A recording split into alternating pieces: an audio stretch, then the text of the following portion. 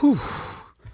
That first quarter was like beautiful basketball. It was beautiful. I don't care that it happened against the Nuggets. I don't care how the Nuggets are playing.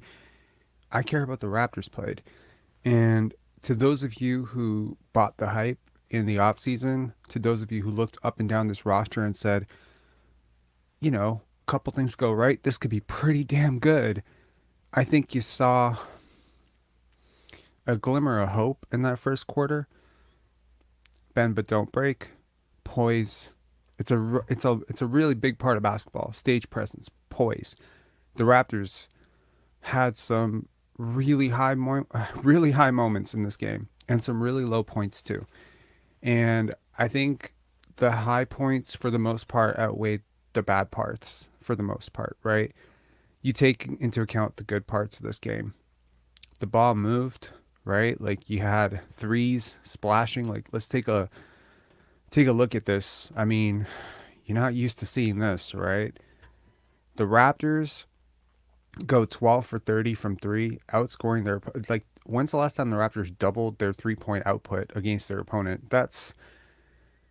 I'm willing to venture that hasn't happened yet this season, right? 49 points, I believe, in the first quarter. Oh my God, 49 points for a team that sometimes struggles to put up 49 points and a half, to put up 49 points in a quarter. That was pretty big, right? Um, I mean, just all around, they out rebound the Nuggets, which isn't easy to do, right? With Aaron Gordon and Nikola Jokic in there, that's not easy to do.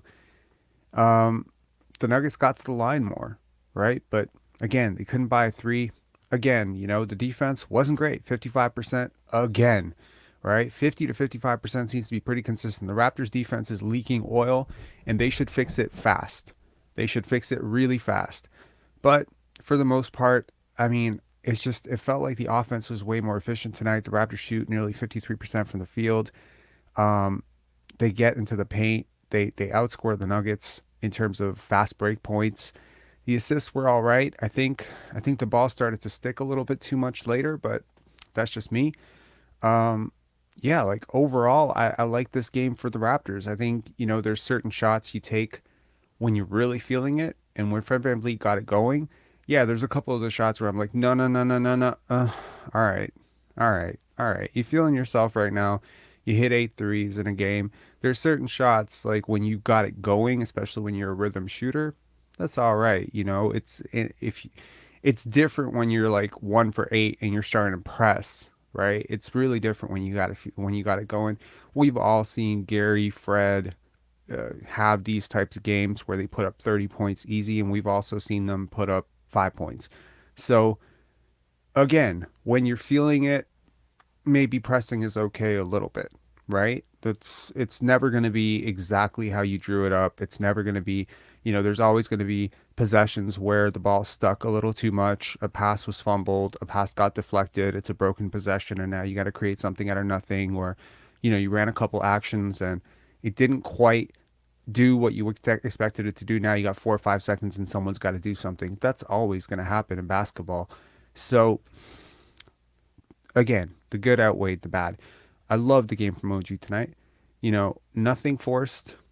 And, despite the fact that you have a 7-footer now and all that talk about, Jakob Pertl's got to be here because we got to slow down Jokic and Embiid. Well, look I'm not saying Jakob's not a big part of it. He is. He's a help defender. He was really good in terms of initiating the offense tonight in terms as a secondary creator.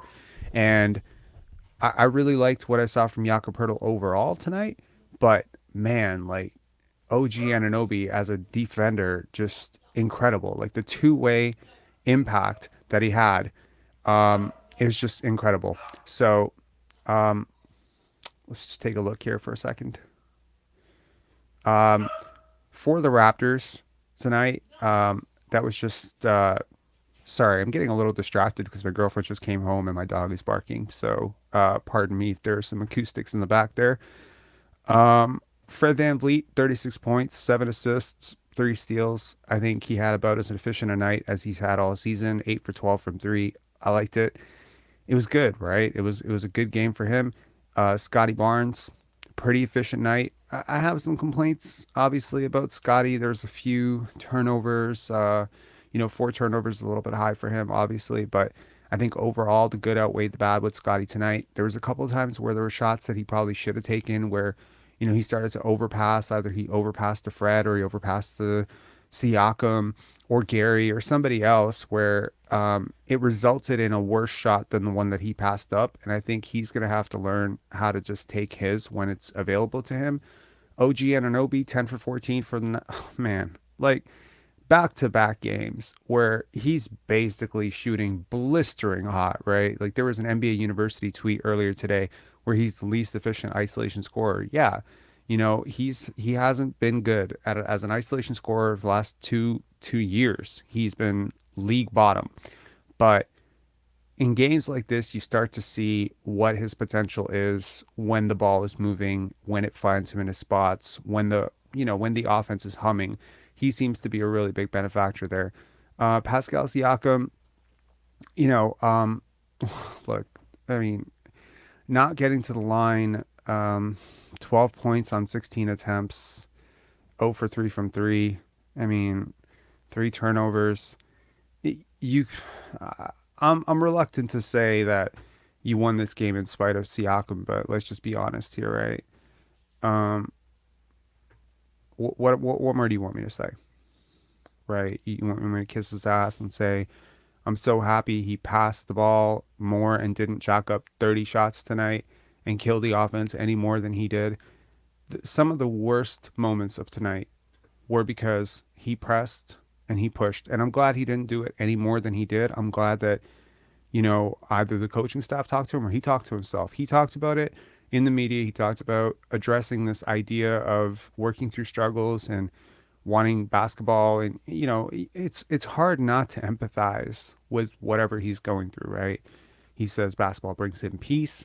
He doesn't want to hijack the offense. He doesn't want to press. Well, okay, so don't press. You look at 6 for 16 tonight.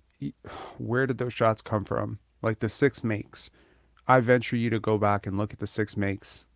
It was some aggressively bad defense. One-on-one against Jamal Murray. One-on-one against Christian Braun, who's a rookie, right? At some point, if you're going to run your offense through a guy, you're going to run sets. You're gonna run high-quality sets to get a guy into positions, right? Because we talked about it 100 times on this channel where there's going to be high-quality opportunities in the offense and there's going to be low-quality offensive opportunities. And I just want the highest quality opportunities going to the guys who either have it going or who have favorable matchups. And tonight, I didn't like the game from him, to be honest. And I'm glad that the damage was somewhat mitigated to, limited to a couple of bad stretches and 16 shot attempts. All right. I mean, it could have been worse, I guess. Maybe that's what I'm going to say. It could have been worse. He could have taken 25 shot attempts and maybe you lose the game. But for the most part, I think his intentions were good. He's just really out of rhythm right now. He's really out of rhythm. I don't think he's a selfish player. I don't. I've never really felt like he was a guy who's selfish. You know what I mean? Like I think he's misguided. I think he's misguided. I think he has people in his ear who are trying to tell him that who are gassing him up and telling him that he's way better than he is. And there are certain nights where he looks it, right? 52 points against New York. You're like, all right, wow, this is like a serious dude. This is like a real first option. But on a lot of nights, it looks like this, right? Connector. Um, I would like him to, personally, I would like him to take what the defense gives him and to feast on the nights where he's really got it going to be more of a spacer for this offense. And someone mentioned in the comments early, be more of a decoy. Yeah, you're an all-star, you're an all-NBA guy. You warrant some level of attention from the defense, and you're a highly capable passer. So just move the ball, right? Take a note from the superstar across from you, Nikola Jokic, who's a hell of a basketball player. But when the defense plays up on him and double teams him, and it's not his night, he has no problem taking 8 shots. So take that example as it is. You don't have to take 15 shots every single night. No, there are very few players in this league that warrant, 20, 25 shots, 20, like 55, 60 touches a game in hell or high water, Let the defense dictate it a little bit, and if one of your teammates has it going, let him get it going. And I think tonight he tried to look for his teammates. It didn't always work, but he was a part of some of the good moments, and he was also a really big catalyst, I think, for some of the stickiness, where the ball really stuck and the ball didn't move. Um, so yeah, that's kind of those are kind of my thoughts on Siakam. In terms of Gary Trent, the struggles continue, I guess. Right, he did get to the line, which was a positive. Um, got a couple of deflections. I think he was active. I think he's trying to get out of this, but he's the lone bench scorer who puts up double digits. Maybe we're not going to be talking about bench scoring so much in this game because the Raptors get such a solid, well-rounded effort from the starters. But overall, I think you got to look at that bench and say something's got to work with this team, and I don't think Will Barton playing point guard is it. Personally, I was against that idea when I heard it first time. I don't want the one guy on that second unit who can genuinely space. He and Gary, I mean, I'd just as soon run Precious at this point. Okay, that might sound crazy to some people, but there are diminishing returns when you start putting guys who have like actual gravity and you start putting the ball in their hands and then asking them to create when they're not Luka Doncic and they're not LeBron James, and you're asking them to create with non-shooters. I mean, you are the shooter, right? So benefit from that. Like that's kind of how I feel about Fred. And I'm not comparing Fred and Will Barton, but I'm saying like Fred, you are the shooter. You are the guy who can create space for Siakam and Jakob and Scotty Barnes, right? So, look, I'm not trying to rain on anyone's parade. Okay, this channel has gotten a bad tag as being overly negative and overly pessimistic. And I'm not pessimistic. I think I'm realistic. Some of you might think that I'm being pessimistic. The Nuggets have been playing horribly. Okay, so I don't want you guys to like start being like, "Oh my God, you beat the best team in the league." They're not a good road team, and they're in the worst slump of the season for them. Okay, but, the Raptors played well. I mean, there are a lot of times the Raptors have played some really horrible teams and they haven't played this well. Okay. They've played the Houston Rockets and Pistons and they haven't played this well. So credit where credit is due. The Raptors win 5 straight at home. That's overall a good thing. In terms of the Nuggets side, I mean, you get 28 points from Nikola Jokic, a hell of a lot more involved than he was last time. 10 for 13, solid night for him. Jamal Murray, I thought he was a lot better than his 5 for 18 outing looks. But overall, right, he's going to go through games like this. Michael Porter Jr., hella efficient, 23 points. Um, Aaron Gordon, little chippy with Pascal Siakam, that little shove, thing. Bruce Brown, I think, really was a good plug for them off the bench. They didn't get a lot off the bench, to be honest, and I think that was a huge thing for them. But overall, I think the Raptors defense makes a lot of players look way better than they are. And I guess they honed in on Jamal Murray tonight. I think they did a really good job on him. And I think they did a good job on limiting Jokic's touches. And even though, honestly, OG Anunoby is not able to stop Jokic and Jakob Poeltl is not able to stop Jokic and Pascal Siakam and Scotty Barnes are not really able to stop Jokic, it's really difficult to say who the Raptors could put on him. I know that last year we had a game where Scotty Barnes just held him to 0 points in the fourth quarter. I doubt he can replicate that over and over. Um, at some point, you just have to, make sure that it's not all the other guys going to kill you because I mean he's perfectly fine taking 13 shots and getting teammates wide open, and I think stopping Jamal Murray was a good strategy tonight, and it really did seem to work in the Raptors' favor. We don't have any callers lined up, which is kind of shocking. So, I mean, if you want to call in, the link is here. Let me just post it. I guess everyone's just, sort of enjoying this loss, or sorry, enjoying this win. That was a Freudian slip, a loss for the tank. Julia Hayden, thank you so much for the super chat. I really appreciate it. Um, da, da, da, da, da. Yeah, he was. Kareem Thomas. Oh man, you must be lost. I know where you're from. I know what channel you came from, friend. Um, I mean, did you watch the game? It's always going to be like this, right? That's cool. I mean, look, all right. We got Marky Mark. Marky Mark, what's up, man? Not bad, Rob. Can you hear me? Yeah, I'm good. I just saw the game. It was all right game, but I'm kind of disappointed, man. I was looking for the loss. Yeah. I mean, look, at this point, I'm actually like I was thinking about it today. I'm like, are they going to trade their pick? I They mean, might. Like at they this might. point, I almost want to make a video about it because I mean, look, the cap situation is very interesting going to the summer, and if they're really sure what they have here, I don't know if you have space to develop another 20-year-old on this roster. You already got a whole bunch of 21, 22, 23-year-olds who are not developing. yeah. How do you have space for another one, right? Like unless they fall in love with someone, yeah, I got bad, I'm getting a bad feeling that this team might feel like, hey, like we could trade this pick for something that could help us win now. At this point, Rob, we're a 42 to 41 team at best. I don't see us win. 42. How, That, how are that's how if are we're we getting lucky. to 42, bro? 42 is over 500. You think we're gonna get over 500? I don't, but I'm just looking at it if they won on a streak. That's at best. But I think They we're won gonna. five straight at home.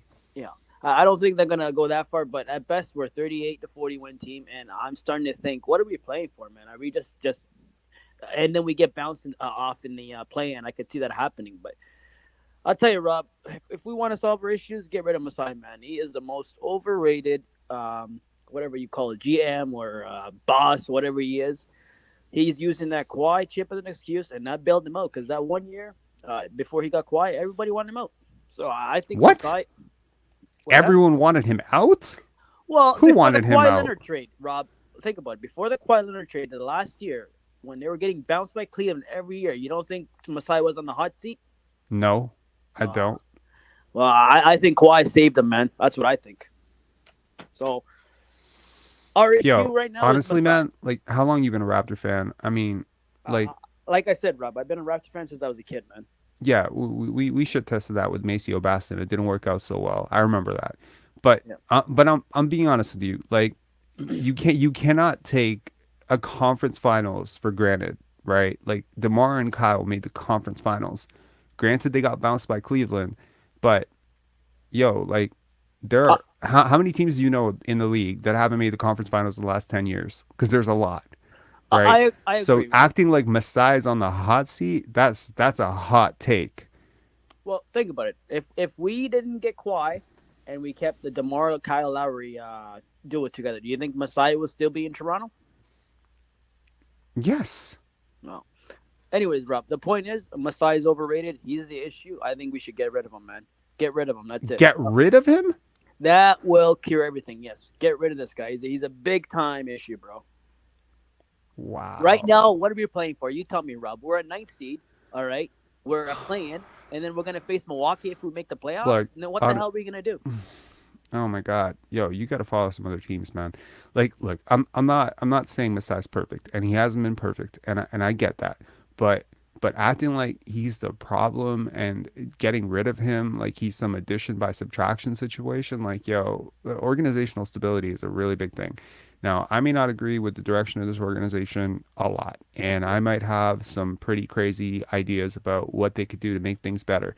But there are not five general managers slash presidents in this league that I trust more than him. So if you're replacing him, like you better have Danny Ainge or Brad Steve. You better have somebody really great lined up. And I'm sorry, none of those guys are available. Jerry West, like who's better than him?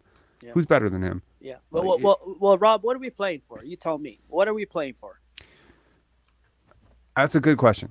Because Okay, it's a good question, but if you want to make a case that you have a youngish roster, if you want to make the case that you have OG Ananobi who's 25, he's under contract, Gary Trent Jr. who's 24, he's a free agent, Scotty Barnes who's 21, reigning rookie of the year, you can make a case that you're a young team and maybe some of the expectations and hype was a little overstated and some people are disappointed. I'm certainly disappointed with how the season has gone, but to act like it's like let me ask you a question. If yeah, you could, let's say the Raptors were a stock that you had to hold for 5 years, right? Like 5 years, you got to hold this team. And I guess for Raptor fans, I guess they are a stock that you're going to hold for the next 5 years, no matter what, come hell or high water.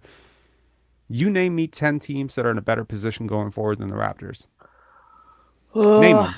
Name right them. now, Yeah, and I'll say cap or no cap. Let's go with it. 10 teams that are in a better position than the Raptors. Dallas, Sure, Memphis, sure, New Orleans, sure, um, Milwaukee, sure. Yeah, I mean Giannis trumps everything. I get it. Yep. Denver. Jokic. Yeah. Okay. So that's five, right? That's five. You got five more. Okay. Hawks. I don't know about that. I don't know about that. They gave up three picks, and they're Yep. having a season from hell. Like, mm. Okay. OKC. Okay, yeah, Shea plus all those picks plus Jalen Williams. Yeah, I'll give you that. Six. What else? Okay. Um. I'm surprised you haven't said Boston yet. That's surprising. Okay, that's Boston. Seven. All right. All right. Mm-hmm. Mm, Utah, because I think they're going to get a good draft pick this year. I'm okay. I get why you're saying Utah. I'm a little bit like on that. Like, let's not get crazy here.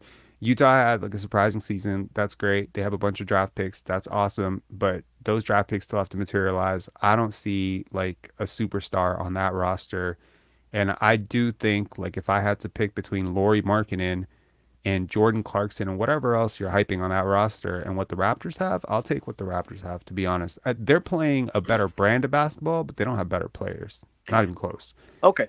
So I'm still that's at seven, okay. personally. Seven. Detroit. No, Houston. fuck, no. Detroit? If they get Victor Wembanyama, you don't think Rob their stock has risen more than the Raptors in the next 5 years? Yeah, well, we're not playing the hypothetical game of who's Well, getting Rob, Victor you think Wembanyama. about it. Anyone who gets Victor Wembanyama immediately jumps like Well, 17 teams. I get it, but until that happens, they're just a team. What the hell? Thank you so much. Yo, thank you so much. Truth always hurt. Keep it real, man. Thank you so much, SH. Appreciate it. Um, okay, go ahead. you're still at seven, right? Yep, I'm still at seven. What else? Okay. Someone saying Nets? No, not the Eh. Nets. No. Um, honestly, man, I could see Charlotte moving up. Charlotte? Yeah. Shit. No. Look, Okay. honestly, from 8, 9, 10, you're gonna struggle, and you're Oh you're yeah. gonna you're gonna talk about Indiana with Ben Matherin maybe and Tyrese Halliburton, and I'll give you like a maybe on that because I love Okay. Tyrese Halliburton. You're not gonna sell me on Charlotte and LaMelo Ball and whatever the hell else is on that Okay. roster because there's All no right, way Rob. I take LaMelo. Um, you could probably try to sell yourself on Minnesota because Cat and Anthony Edwards is a hell of a haul, but they gave up all their draft picks, and I don't know about the next 5 years for that team. I'll Okay. take Scotty over that. All right, Um, Rob. So, so you're still at seven. So that's what I'm saying. There's 30 teams in the league, and you're struggling at eight. You're but struggling at eight Rob, teams that have a even better even future. Rob, even if we have seven teams that are better than the Raptors, I still don't Oh, see geez, Maroon Prince with a Cleveland, obviously. Okay, I'll give you that. Donovan Mitchell and Darius Garland and Evan Mobley, yes, definitely for sure. That's eight. So we Okay. got eight. Okay, we got eight for sure. Like for sure. And look, like honestly, if the Raptors end up getting lucky in the lottery, because it could happen, right? They could get bounced in the play-in, end up getting some luck in the lottery. Maybe they get a top four pick. Who knows? How are we Okay, gonna get a top four pick if for a ninth seed, Rob? How's that possible? you don't know how the lottery works? Yeah, the odds of that are like 1%, Rob. No, it's not 1%. Get real, man. Like do you know the when the Chicago Bulls moved up for Derrick Rose? I think Yeah, they were at they ninth. they were ninth. I know that, but we're not even. We're like the 11th right now, Rob, and we're still winning game. Like, Okay, well, ninth to first isn't less likely than 11th to fourth. I I, mean, I could see if there was seventh or sixth, I could see them moving up, but Yeah, I they, just they don't. moved up from seventh to fourth the year they got Scotty. Exactly. Yeah, I think I believe it was the Sacramento Kings last year that were seventh. They moved up to fourth to get Keegan Murray. Look, it happens every year. Some team moves up. Maybe it's us. Maybe it's not. Maybe you know what? Like how much? Like okay, look, we're hyping up OKC, right? We're saying like OKC is great. Why is OKC great? OKC is great because they have a bunch of a boatload of young assets. They have Josh Giddey, they have Shea Gilgeous-Alexander, they have Chet Holmgren coming back. They have a draft pick this year, maybe another pick next year. They have Jalen Williams, who's awesome this year. Yeah, that's a really bright future. Eventually, you're gonna have to extend those guys. You have to transition to winning, at some point. But also, Shea Gilgeous-Alexander was like a 10th pick, right? 10th pick, 11th pick, 12th pick, something like that. Like he was still a late lottery pick. You might still get somebody great. I'm telling you, this draft is solid, solid up until about 12, 13. There's a lot of good players in this draft. Scotty could still turn into something. Look, I'm not as high on the Raptors as I was 7 months ago. 7 months ago, you might have me debating top six futures in the NBA. Now I'm probably like we're borderline top 10. That's not worth firing someone over, man. Like I personally, I'm not for the fire Messiah stuff. That's Well, just me. you know what, Rob? We could be treadmilling for the next 5 years, and we're going to be going through the same How are BS you going to because, treadmill for the next 5 years if Scotty Barnes is going to get better? I well, mean, Rob, think about it. All right, like you said, we if when LeBron joined Cleveland, they said f all these other older guys. When Barnes joined us, we should have just cleaned the house up, and that's where the issue is with me. Scotty Barnes is not LeBron James. But I'm the his point biggest is, fan, and I will Rob, be the you first got a person to tell you lottery that. pick. You got a top five lottery pick. So Usually, every those single guys. team with a top five lottery pick needs to clear house? No, yo, like I'm really happy. Look, something I said to Brian like 2 months ago. I'm really happy that the Raptors should tried to win with Scotty. What I'm not happy about specifically right now is that it hasn't worked the way that they've constructed it, and they keep doubling down on it. Like I think adjusting when things don't work is a sign of intelligence.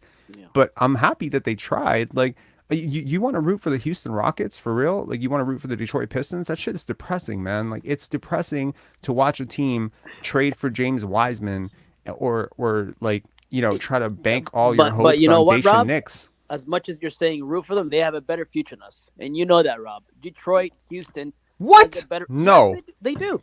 No, They they do not. They do not. No, no chance in hell. There is no chance in fucking hell Yeah. that When they get Scoot or Victor, Rob, you yeah, would say the same thing. when they get them, we'll talk. But last I checked, Jeff Doughton, who is a guy who isn't even playing for you right now, right? Jeff Doughton, who is a two-way contract guy, he just outplayed Scoot Henderson. Now, I'm not sour on Scoot. I think Scoot is a hell of a player, and don't ever anyone try to clip this clip and say that I'm not rating Scoot. I think he's amazing, but if you think Scoot Henderson is turning around like a franchise the way LeBron James did, you're high. Like he's not.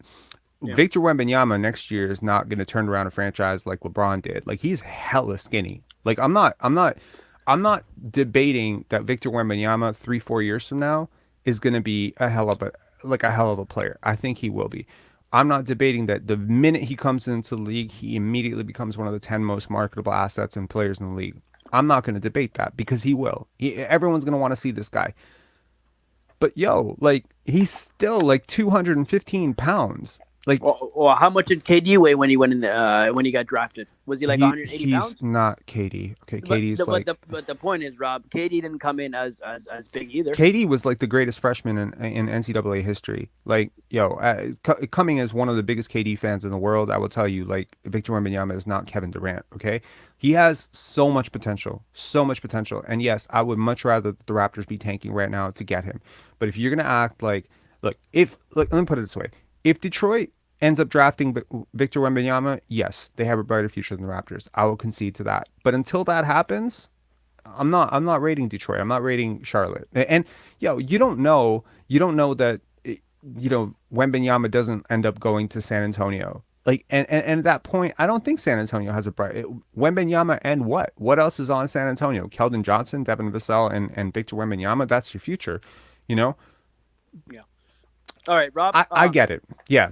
All right. I gotta say one more thing before I let you go, and this is to all the Raptor fans who listen to that that guy that's a fake YouTuber named NBA Chef. I just gotta say that guy is not a real Raptor fan. He's just doing it for the views and the money. And these delusional fans just seem to just go to his page and just listen to his BS. And you know what? You guys got to realize this guy ain't a real Raptor fan. Rob is the real one. He's telling the truth and he's giving it like it is. So all these fans that are going over there and going in his ear, it's all BS. Don't listen to it. Anyways, peace, Rob. Peace, man.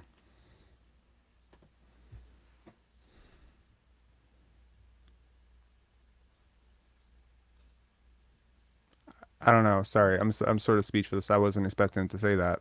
That's a little bit. Look, last night I did a live. It was very impromptu. It was at like 2 a.m., 1 a.m., 12. Some of you watched it, some of you didn't. It was very laggy. I guess my internet connection was terrible or something, and my face kept lagging, so I removed it. I addressed it to the 600, 700 people who watched it last night. You know how I feel about that shit. I don't want to talk about it. I'm not a Backstreet Boy. I'm not Eminem. No matter how light you think my complexion is, I don't think that's the reason that I'm doing okay on this platform. And I just don't want to. I don't want to talk about that dude anymore. I don't. And whatever he said, honestly, you're not hearing pushback from me. I do agree with that. Jesse, what's up? Yo, what's up, Rob? How are you doing today? I'm good. How are you? Yeah, I'm doing all right. Just watched a very good Raptors game for 3 quarters and the same kind of collapsy thing we do in the third, but we came out with the win. I'm very excited that we're at least trying to right the ship and establish some decent habits going forward. I am with most of the fan base now, where I think, we're 13 games left now. Okay. Yeah, 13 games left now, and maybe losing all 13 isn't a bad idea. Maybe pulling an OKC and resting Scotty with a quote unquote illness is not a bad idea. Uh, but I know that's not the type of team that we've built, and it's not the type of management we have or the coach that we have. They're not in it to do anything but try to win and try to win every single game as best as they can. So Hmm. we'll see where the chips fall at the end of this, but I'm totally okay with it going one way or the other. Yeah, man. I mean, honestly, you can't control it, and it's difficult to over. Do you have headphones on? I do. Sorry, are they moving? It's not that it's moving. I'm hearing myself talk. Here, 1 second. Maybe your headphones too loud. There you go. How about now? I don't know. Yeah, it sounds good. I'm not hearing myself anymore. Um, Look, if I had my way, obviously this team would have stripped it down, right? But I was talking to a scout a couple of days ago, and I was talking about the 2024 draft, right? And I was just like, "All right, tell me about it." And he was like, "It's terrible. It's like it's one of the worst drafts." I'm still hearing myself, bro. I'd have to ask you to mute yourself. Yeah, just mute yourself when you're not talking. Um, yeah, he said it's one of the worst drafts, so it's not going to be like something that the Raptors are going to really be able to build through. Um, he called it one of the worst high school classes that he scouted in the last 10 years. So, I mean, if that is the case, and look, draft classes are not static. Sometimes people feel really bearish about a draft class, but the last time I heard someone be this bearish about a draft class was 2000, and that indeed turned out to be a pretty, ass draft class. Or it's 2001, I think. 2000 was all right. 2001, the Kwame Brown, Tyson Chandler, Eddie Curry draft. So, and of course, the year that the Raptors had the number one pick, the Andrea Bargnani draft, where they stopped high school players from coming in. That was a pretty ass draft too. So you do have to, as an organization, time these sort of things, right? And rebuilding when you have successive bad draft classes coming up is genuinely not a great idea. If the Raptors know this, if they can think 3 years in advance and say, look, the draft is not going to be a great place for us to build through, there are consequences also to being bad, right? Like your players lose value.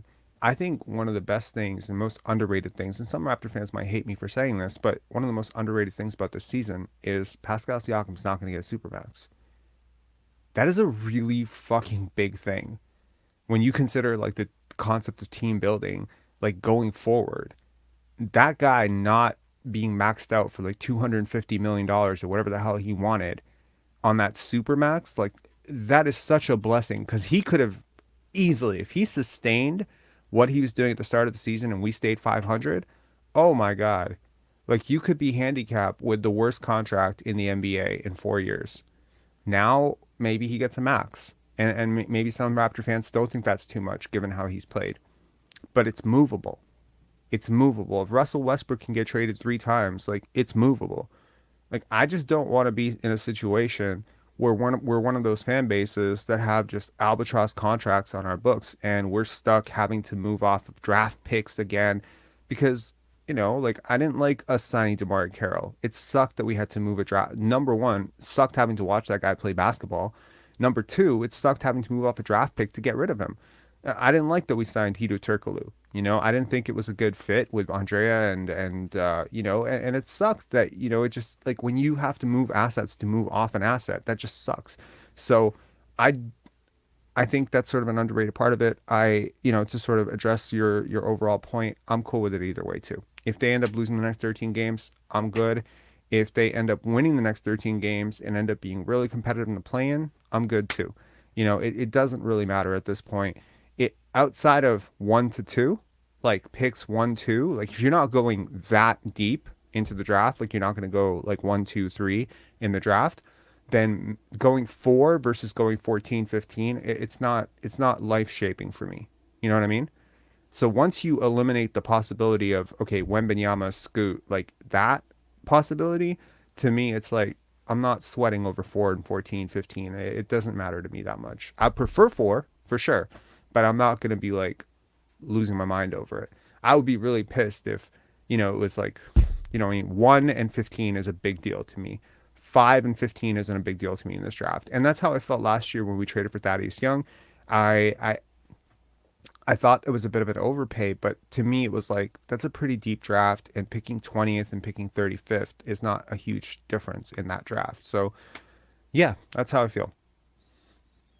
Yeah, and I totally agree with you there. And I really think that what we're doing towards the off season, we're gonna have to be, as a fan base, maybe take more of a patient approach moving forward for the next 2 years to really see how it plays out, what moves we make, who stays, who goes, what they leave for, if they leave for nothing, if we get something in return. We know we're not going to get anything in return for in terms of sign-in trades for these guys, but in terms of what comes back out of free agency, and see how that benefits the team moving forward. And I really think that, especially what you had with that last caller, who's ahead of us in the pecking order in terms of futures in the NBA, it is really important to keep that in mind, that despite all how this season has played out, we still have a very, very bright future in comparison not only to the whole league, but especially within our own division.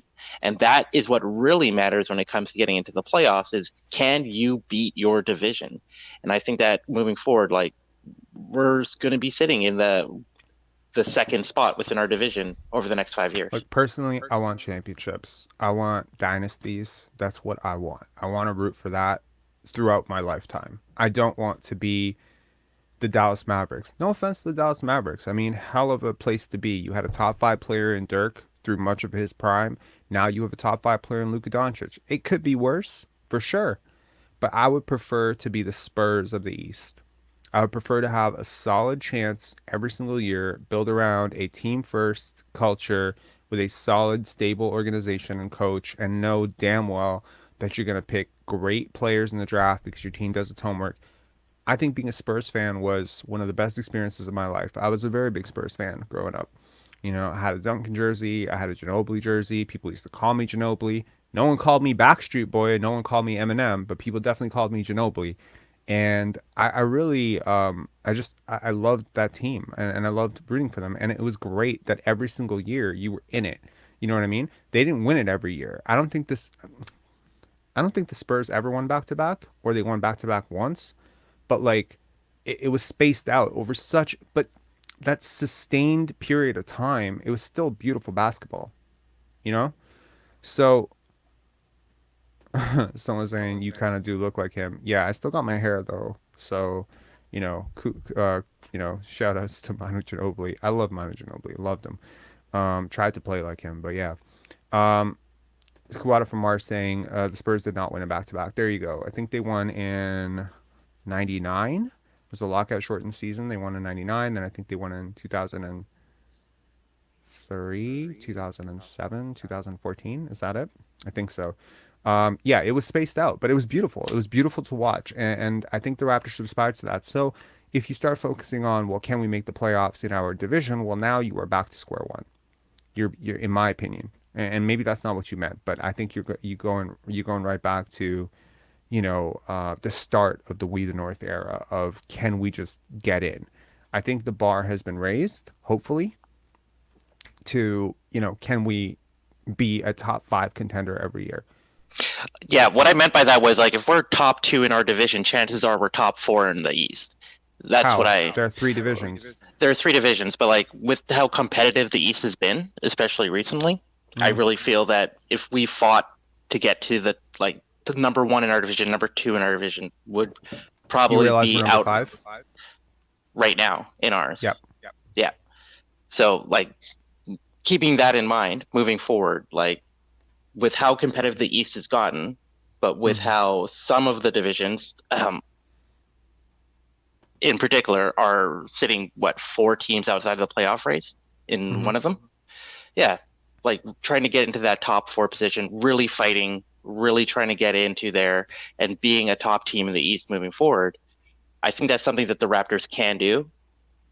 And that's something that I do, like you said, that we want to see. We want to be competing for the championships. We want to be in the winner's circle, and having that talk around the league be why not why is Toronto here like it was in 2019, but hey, Toronto is always there. They're always in it.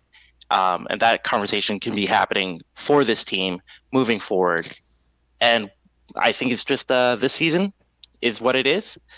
Moving forward and seeing how this plays out, especially this offseason, like I said, that's what I'm really looking for. So thanks, Rob, for the time. I'll jump off here.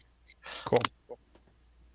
Um, yeah, I mean, personally, I'd love to know from you guys which team that's currently in the NBA, be it the Pelicans, the Jazz, the Timberwolves, like who are you trying to emulate? Like who would you rather be? Like would you like to be the Celtics, right? Where you have a solid first option who's a top 5, top 7 player in the NBA, that's young and with a solid team around him, a solid number 2 option and a solid opportunity every single year. Or, would you rather be the OKC Thunder? You want to stockpile draft picks? Like who would you rather be? Like what team would you rather be a fan of? Personally, I would, or would you like to be Philly, right? Like I mean, there's a lot of teams out there that are doing it in completely different ways. But I do think that to me, there's 3 things that you need to be a champion, like a championship contender, not a champion. To be a champion, I think you need a 4th thing, which is luck, a lot of luck. But to be a championship team, I think you need a top 10 offense, top 10 defense, and a top 10 player. Like top 10, top 10, top 10. And if you have those 3 things, I think you have a chance.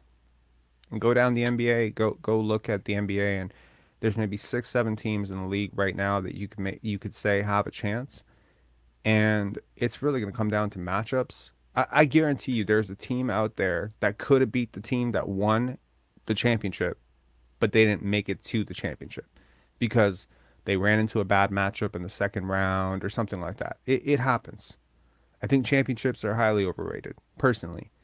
I would rather be a championship contender for 10 years, personally, and take 10 swings at it where every single year I know that the team that I'm rooting for has a chance, as opposed to, go all in for one season and then be terrible for 9 seasons, or, be terrible for 7 seasons, but then have like 3 solid, we're a championship team this year. Because there's no such thing as a we're a championship team. There's no Jordans, coming up in this draft or next draft or whatever. Like it's very difficult to have that type of success rate or success record in the finals. There are teams, you just have to give yourself a shot, like a real shot, and it's pretty provable historically what equals a real shot.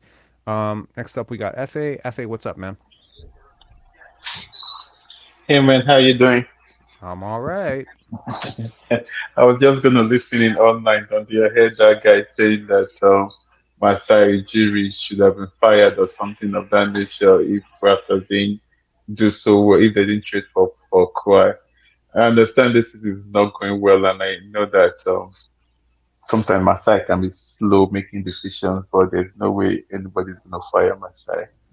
Nor should they. I mean, Yeah. God, like he's How many? he's one of the top. Yeah, how many other GMs? How many teams have won the championship in the last few years? Like, come on. I know. I mean, like, look, there are teams that haven't been to the finals in 25 years. Like, there are teams that haven't been to the finals since the Raptors were What of Sacramento? conceived. What of Sacramento that have not made the playoffs for how many years? 16 years, right? Like this will be the first time. Like, our boy Leo who comes on here, he's covered this team for like 10 years now. He's never covered the playoffs. This will be his first year. And you got to be happy for that. But man, like, I think sometimes we as a fan base, we can get a little bit spoiled, right? Like firing Masai, firing Bobby, like it's crazy. Did you mind turning down your background? Sorry. Do you mind turning down your background? You have a lot of background noise. Or are Oh, you among let, people? let me close this door. My son was just moving around, I think. Let me close this door. Give me a No second. worries. Yeah. Yeah. It's so loud. All right, go ahead. Yeah, I mean, look, like we are not too removed from like 2 years ago, I think, when Masai was negotiating his contract, and what was everyone talking about? Like he might go and run for president. He might like He might go go be the president. to the Wizards, right? And they'll give him and make him a part owner of the Wizards and stuff. Worship the Wizards. So yeah, Exactly. but it's, the problem here is like I think I don't know. Like you watch this team, right? They don't have a bench, and I don't like think you they. said, I don't think it's fair to say they don't have a bench. Like personally, Gary Trent Jr. plus Precious plus Boucher. I mean, look at the Nuggets bench. What's so great you, off the Nuggets bench? Bruce you want me Brown? to? You think Bruce Yeah. Brown's better than Gary Trent Jr.? Really? Then I guess it's the coach. It's the offense. To me, to be honest, like Bruce Brown is not coming into the game and being like, okay, yo, go be Kobe. You know, it's Mhm. still a part of the offense. The offense is generating touches for Bruce Brown. It's Christian Braun. It's whoever, right? There's a lot of players I like on the Nuggets bench, but like let's not pretend the bench is the problem because look, I was listening to my interview with Blake or today because I was curious about what I said to him and one of the things that I was harping about was this consistent insistence from everybody that the Raptors bench is the problem. You know what I mean? And it's not. It's really not. I mean, people can say it till they're blue in the face. I see a lot of talent on this bench. Yeah, there's talent, right? But I think that some of the players they don't really fit, right? Like you have Porto and Pascal clogging the paint, but you don't really have good shooters around them. Maybe the ball doesn't move for sure. The folks that can really shoot the ball, Gary Trent, OG, and Van Vliet. The others are like hit or miss, right? So, What'd you think but of OG's game tonight? You think this is sustainable? Like, I mean, it's two nights in a row where he's just balled out. Like he's amazing. OG does that every time, right? He plays really well. And once he gets injured, it takes time for him to get back to his feet again. So OG was balling before he got injured. I think he injured his wrist, was playing with wrist injury, then finally got injured and was out for a while. Anytime OG comes back, it takes time for him to get back to his rhythm. So I think the good news is there, like you said, right? Um, Pascal is no way going to get the supermax with the way he's playing. Hmm. And if they decide to trade OG at the before the draft, his value is going to be really really high. Yeah, I really hope they don't trade OG, man. I don't want them to trade OG, but sometimes you got to you have Like, to do what are you something to getting get that's something. better than him? Like, I mean, look, I think people out there, we But I think my biggest complaint you with this can't fan you can't base. keep OG and Pascal and Porto at the same time. Where's the money going to come from? No, I get that. I get that, and you definitely don't want to be in a And, situation where OG and is you, facing free agency because I mean, it's thank obviously you. he's already had some issues with his role on the team, and you don't Hmm. want the gun to your head. But if you're gonna keep OG, then you have to trade He's the guy Pascal who for can something. shoot, man. He's the guy who can shoot. And it's like I he's would not tr- the problem. Like I mean, you want to look at the problem. Problem is Scotty, Pascal, and Jakob can't really shoot. Like I mean, and Scotty's evolving, and Pascal's shown some potential. So I mean, really, the problem is Jakob can't shoot. So maybe Jakob has to be like the bench big going forward, and just like the best bench center in the NBA or something. I don't know. It's a weird thing. Like tonight, you saw a Yeah, play, a couple of Porter can plays. shoot, right? But he's a very intelligent player, right? Jakob, Yeah, he's amazing. Like he's really yeah, smart. Yeah, yeah. He's really really smart. He's not selfish. Moves the ball and everything. So you, one of the three has to go. Period.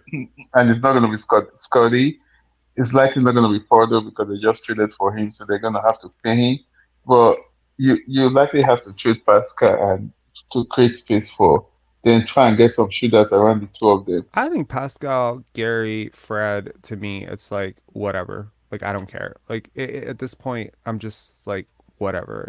They're not to me the future guys that I really desperately want to keep together are Koloko, OG, Scotty. To me, that those three And in And Porter for sure, because you just traded. Pirtle has been really good. Like, I mean, in terms of just as a playmaker, I think it's really underrated. Having big playmakers is such a rare thing to have in a big body. Like, players who are 7 feet tall who make reads that quickly they don't grow on trees. There might be, I was talking with Leo from Basketball Zone the other day on the live, and he was sort of surprised that I was talking about Jakob Pirtle in such bright lights when I was talking about playmaking. And he's just like, he's not like Sabonis. Yeah, he's not quite Sabonis and he's not quite Jokic, but he's probably a top five playmaking big in the league, and that's incredible. And even though he can't shoot, if you put enough around him, like if you put enough shooters around him, like if Scotty could shoot, this wouldn't be a big an issue, right? A lot of teams in Hmm. the NBA have won without guys who shoot threes. A lot. I mean, surprisingly, like is a crazy amount, right? I mean, look at the Dallas Mavericks. I mean, granted, this was a while ago. Tyson Chandler. Look at the Lakers when they won with AD, who was the center. Like Dwight Howard is a really big part of that team. He didn't shoot. It's perfectly possible to have a high efficiency big. It's not possible, in my opinion, to win with a low efficiency big who doesn't shoot. But a super high efficiency rim rolling playmaking big, it can work. The problem is him plus a whole bunch of non shooters. If Scotty's shooting 29%, if Fred continues, if Fred shoots like how he shot tonight, like wow, that solves a lot of problems. If Gary shoots like how he was shooting earlier in the season, that could solve a lot of problems too. You need to get better shooters on this team, in my opinion. I was very down on this Will Barton thing, but it seems to have helped, in my opinion. He's helped. Yeah, he has help, right? And you need to get shooters, but how do you get shooters when we don't have picks pretty much? So you have to trade one of the veterans to get some young players and some We picks. have some picks. I mean, we have a pick coming up. You could possibly Yeah, but get a shooter that way. You have like a it's mid level exception, and you have potential of signing trades. I mean, I'm not saying that you're going to be able to sign and trade these guys because why would you be able to? But it's possible. Anyway, any final thoughts on this game? I think, well, honestly speaking, I thought they were going to lose the game, but good luck to them for winning the game. But I still feel like we're in no man's land. Okay, we're not gonna get up to six anymore. So it's gonna be playing, and you're eventually gonna play Miami. Probably if you get up to eight, you play Miami 7 versus 8, or possibly Atlanta Hawks, and you're likely gonna be out of the playoffs anyway. So what Yeah, is the well, I mean, point? then you get your lottery pick, and You possibly did. you get to draft an awesome player, or you get to trade that pick for a shooter that you desperately need. I don't know. I honestly, I'm looking forward to the offseason. I really, really, really, really, really, really hope that this team takes a deep look at what went on in the first quarter today and just says, how can we bottle some version of that? Maybe it's never going to be that good ever again, but how can Yeah, we but take we're playing Denver, right? It's not like Denver. I don't see Denver going far in the playoffs because I know they have your pick for. They don't really. they've been a They kind bad of, road team. They've yeah. been playing really bad lately, and yes, I understand that. I'm not gonna sit here and hype this fan base up on absolute gas like some other people are for sure. You know, like I'm not jumping up and down. Like, yeah, I get it. But at the same time, win, lose or draw, like whoever you're playing, you still have to make those shots. I haven't seen this team shoot that well and move the ball that well and play at that pace with that sort of energy of moving the ball for a first quarter this season. So credit where credit is due. Even though you did it against a Denver team that's struggling right now, you still did it. As I said earlier, like this is a team that has gone down to the wire with Detroit and nearly lost. You know, this is a team that's played OKC and lost. This is a team that's been down to the wire against Houston. So we have played some pretty shitty teams. Like we don't have a single player in the top 75 in three-point shooting in the entire league. There is only one other team that is true for, and that's Houston. That's crazy, right? So look, like the team hasn't shot well, the team hasn't played well, the ball hasn't moved well, it's stuck a lot. There's been a lot of individual play, a lot of that stuff. Maybe this is an aberration. Maybe the team we saw last year. I mean, it's hard to say, right? The team we saw last year, this is a way more talented team than that. You add Jakob, all these younger guys get a year older. In theory, this team should be better than the team last year, right? I think that's a confusing thing for this fan base. Maybe all that's really in the way right now is those contracts. Is it possible? Yeah, totally. Maybe Fred gets his contract resolved, Pascal gets his contract resolved, OG gets his role and contract resolved, maybe someone gets traded. And maybe next year, you know, you're not facing all of this ego issues. Maybe, you know, I don't know. Maybe you trade, maybe you change assistant coaches and you implement a new offense. I don't know. Yeah. Anyway, Efe, thanks a lot for calling in, man. Appreciate it. I think he may have gotten disconnected there as well because I didn't hear him say peace. But um, Daryl, you were next, but you have disappeared. So I think maybe you had something else to do there. Ishan, what's up, man? Hey Rob, how's it going? I'm good. How are you, man? I'm doing amazing. Rob, I heard you talking about dynasties and emulating some of the teams there. Out of the teams you listed, I really do like Oklahoma City's blueprint. Um, Draft they picks.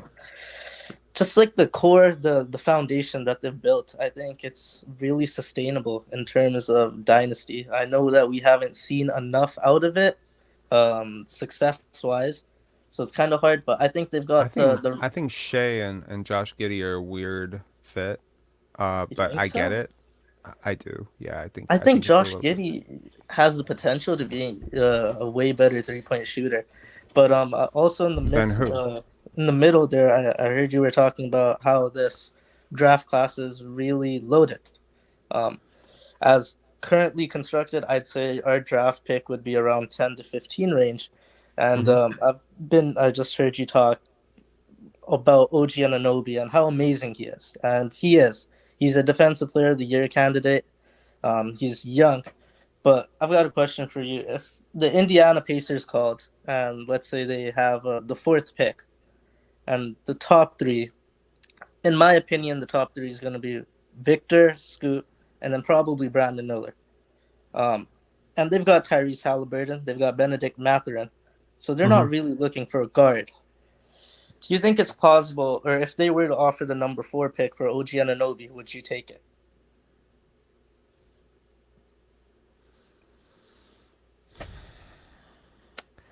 As an OG fan, very hard for me to say yes to that.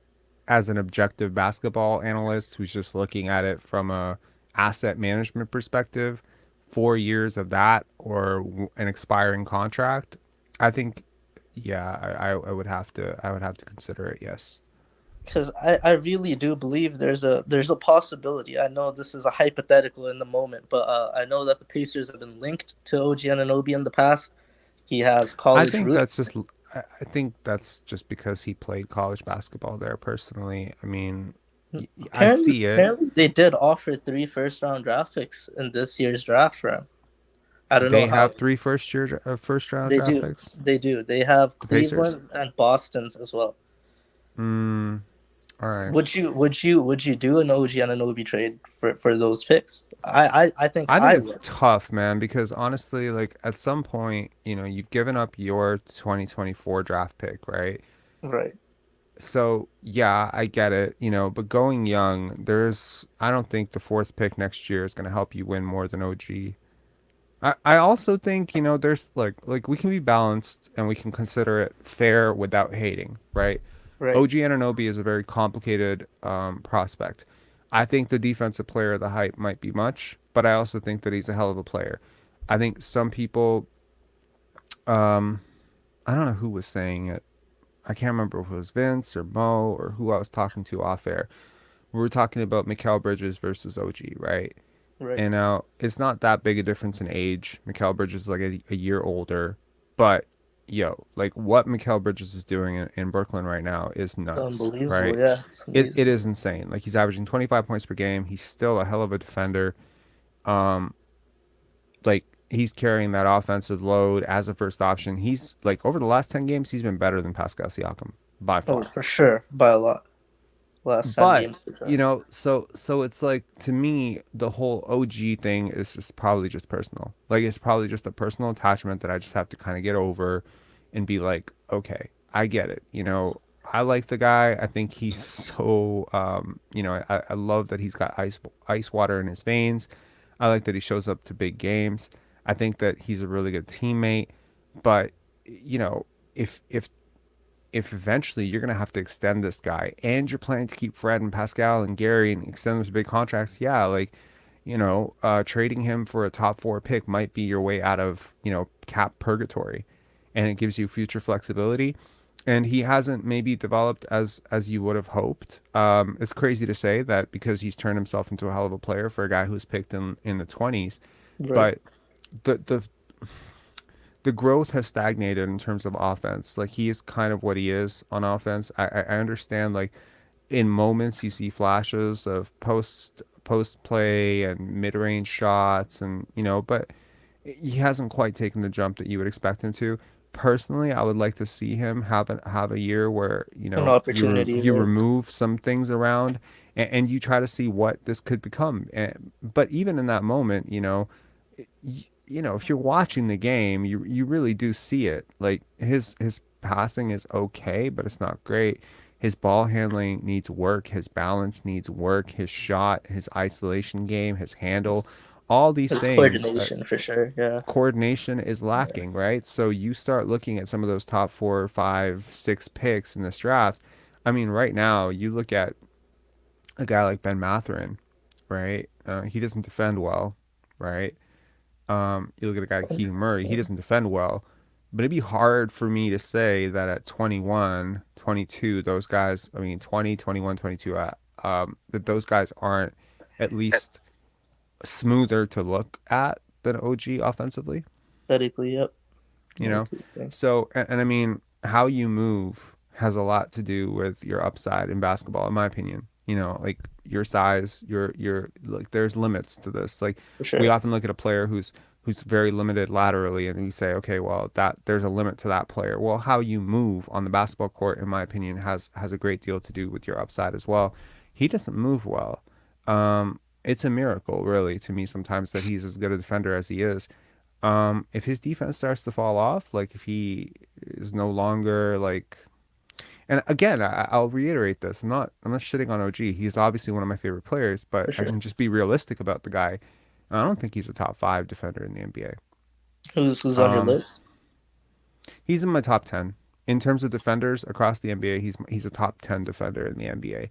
I think he's had moments this year where he's looked like a top five defender, but like defensive player of the year, like there's so many guys. There's so many I mean, guys like if we're Jared being, Jackson, Giannis Antetokounmpo. These guys are if great. honest though, if Toronto was probably a top four or top five seed this year, I think OG Ananobi would probably be the front runner.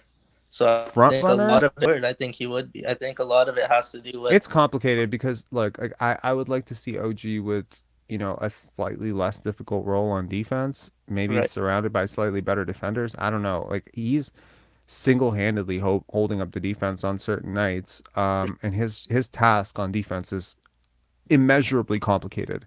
Like he's so like tonight he's guarding Jokic. Like and he did an admirable job.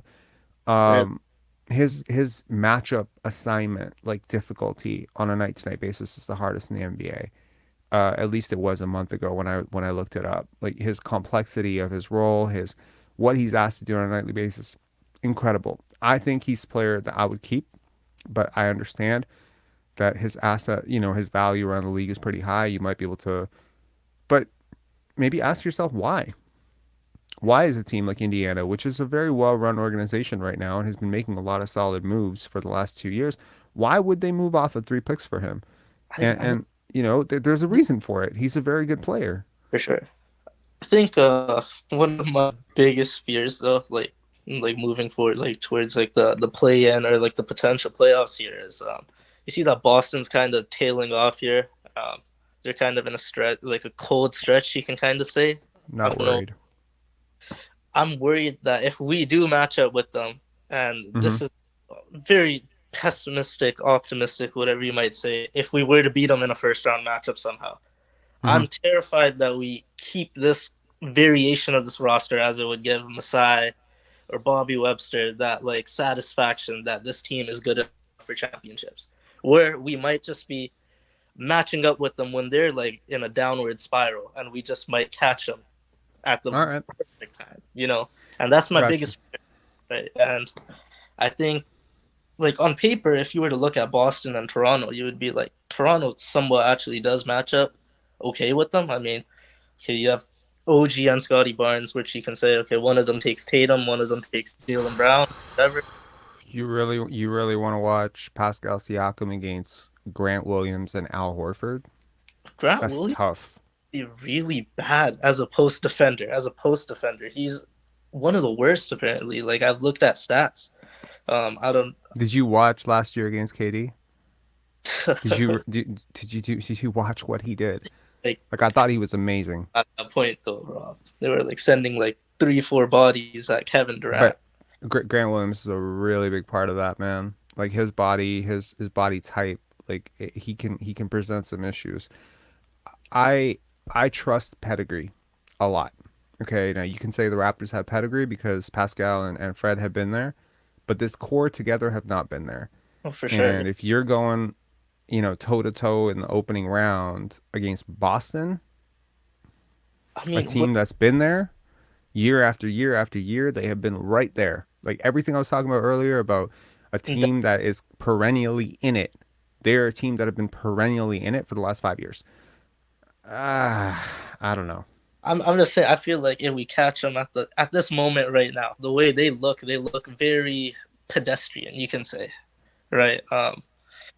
Losing to Houston yesterday, obviously, that's probably an outlier. They're not that bad. They lost twice to Orlando earlier this year. I mean, we lost twice to Orlando. I don't judge teams by their worst moments. I try to be a little bit more level. I understand, someone I think I mean, Lane wrote me on Twitter saying like if Jason Tatum was on this team, I'd be calling him a scrub or something. No, I wouldn't. I trust talent. I trust talent to override it. I didn't sell on Boston like last year when they were struggling, and I'm not selling on them now. I mean, Any team can choke. Any team can choke, man. In the first round, you catch a team wrong injury, wrong moment, whatever. But I don't see it. Anyway, man, thanks a lot. Appreciate it. Thanks for calling in. Cheers. All right, next up we have DCLXVL. DCLXVL Brick Wall. What's up? Hello.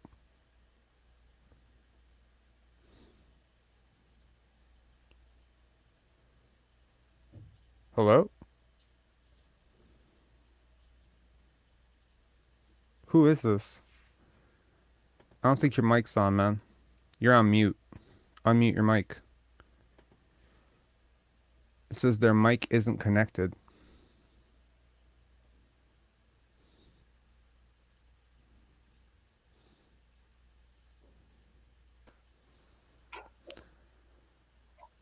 I'm hearing something. All right, we can hear you now. Is that beautiful? Hello?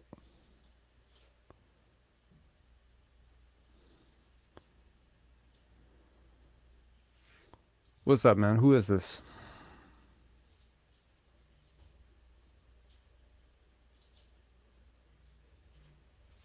Someone's saying you're Chev. I don't know if you Chev. Are you Chev? That would certainly be hilarious. Hello? Can you hear me now? Yeah, I can hear you. Okay, beautiful. I am not Chev. I didn't think so either. What's up? Yeah, I, I gotta shout you. Hi, We're having trouble hearing you. Your connection is mad horrible. You're kind of going uh, in and out. your car. Hello. Damn. Sorry, man. Do you mind like you mind like are you, I mean, I'm trying to be patient with your connection, man, but it is hella bad. Do you have a wired connection maybe?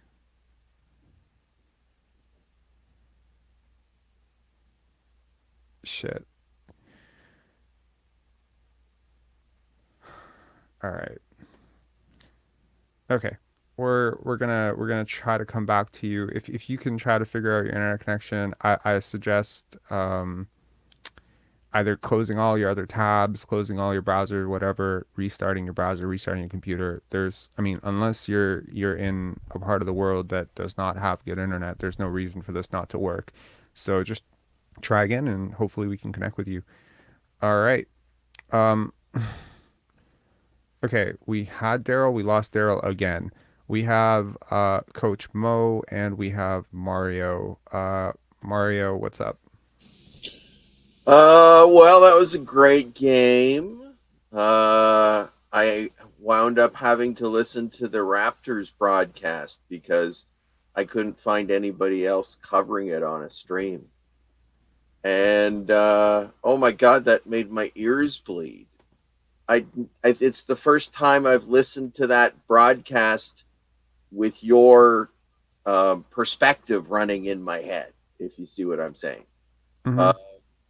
And Alvin Williams, found him so endearing as a player, but he's talking about Fred at all times, about all things, and how Fred controls all of life. It's just the funniest thing.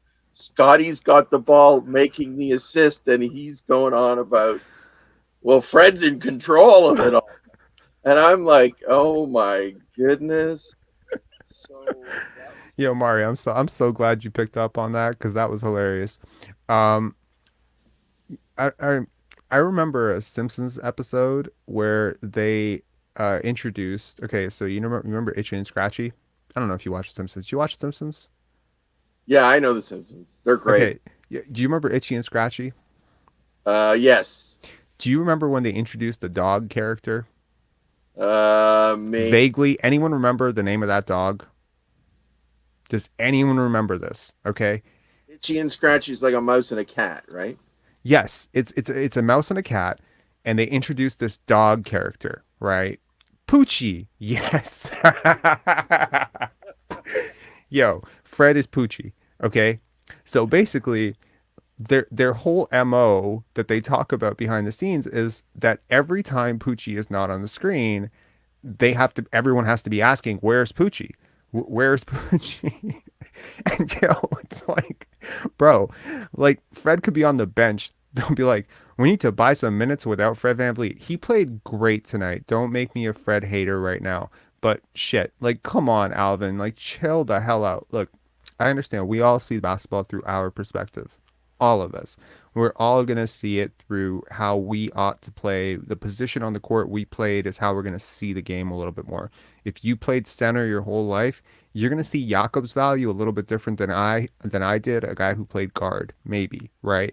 If you were a shooter, you're going to probably gravitate towards Steph Curry. I get it. Alvin was a point guard who wasn't really a point guard. So Fred's his spirit animal. That's just basically like, I mean, in terms of guys who frustrated the living crap out of me playing basketball, Fred, Alvin, Mike James. Like it's those are my top three. In terms of all-time Raptors point guards, like I like TJ Ford. I wasn't like, oh, TJ is God, but I liked TJ Ford. I loved Kyle Lowry. I liked Jose Calderon sometimes. Sometimes I think he dribbled the ball too much, but I never was not like, oh my God, I can't stand watching Jose.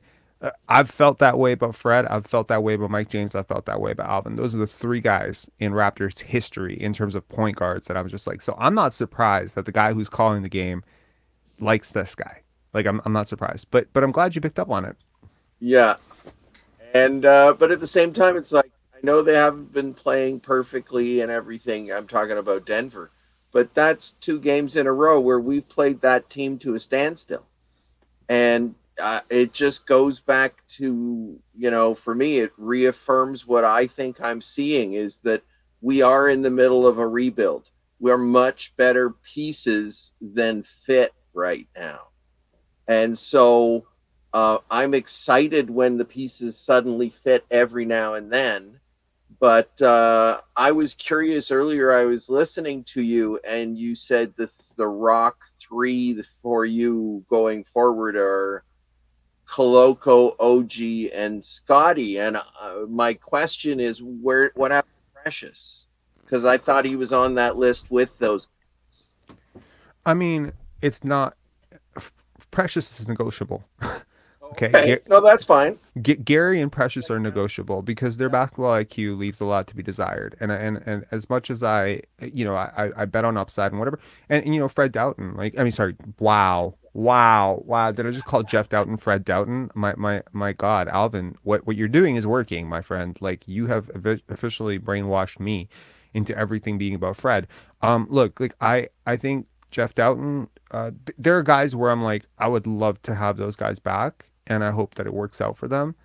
To anyone out there who has bought into the narrative that for me it's just Scotty and everything. I addressed this last night in the live. I don't want to go into it again, but like to me, it's so much bigger than just Scotty. I would like, obviously I support Scotty, but there's a lot of guys on this team that I really like, and those are some of them.